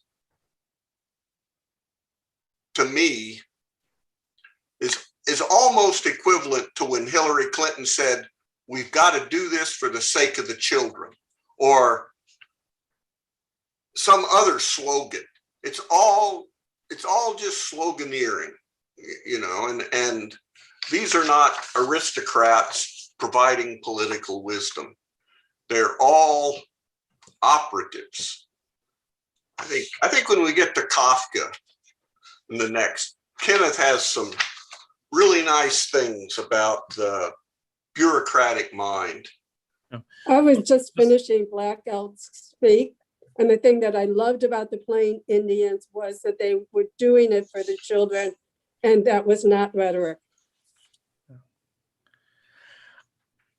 Just to clarify, like Oh. I wasn't meant. I didn't mean it was as easy as like, oh, there's a person with a red hat. It's like, just as an analogy. I mean, like, I think similarly, you know, I think maybe in school we were taught like it's too simplistic that, oh, these people with brown shirts, or in Italy the red shirts. You know, like, I'm sure, like, you know, the actual, like, what happened, you know, in those countries as they fell into fascism was, you know, multidimensional and multi-situational. But I'm just saying that similarly, we're already at a stage where, as a symbol of, you know, visible clothing identification, you know, and then, you know, deep kind of ontological identification, you know, behind an ideology, you know, of exclusion and violence, you know, like we have that, we've reached that stage. That's what I'm saying. Well, everything in the end becomes fashion.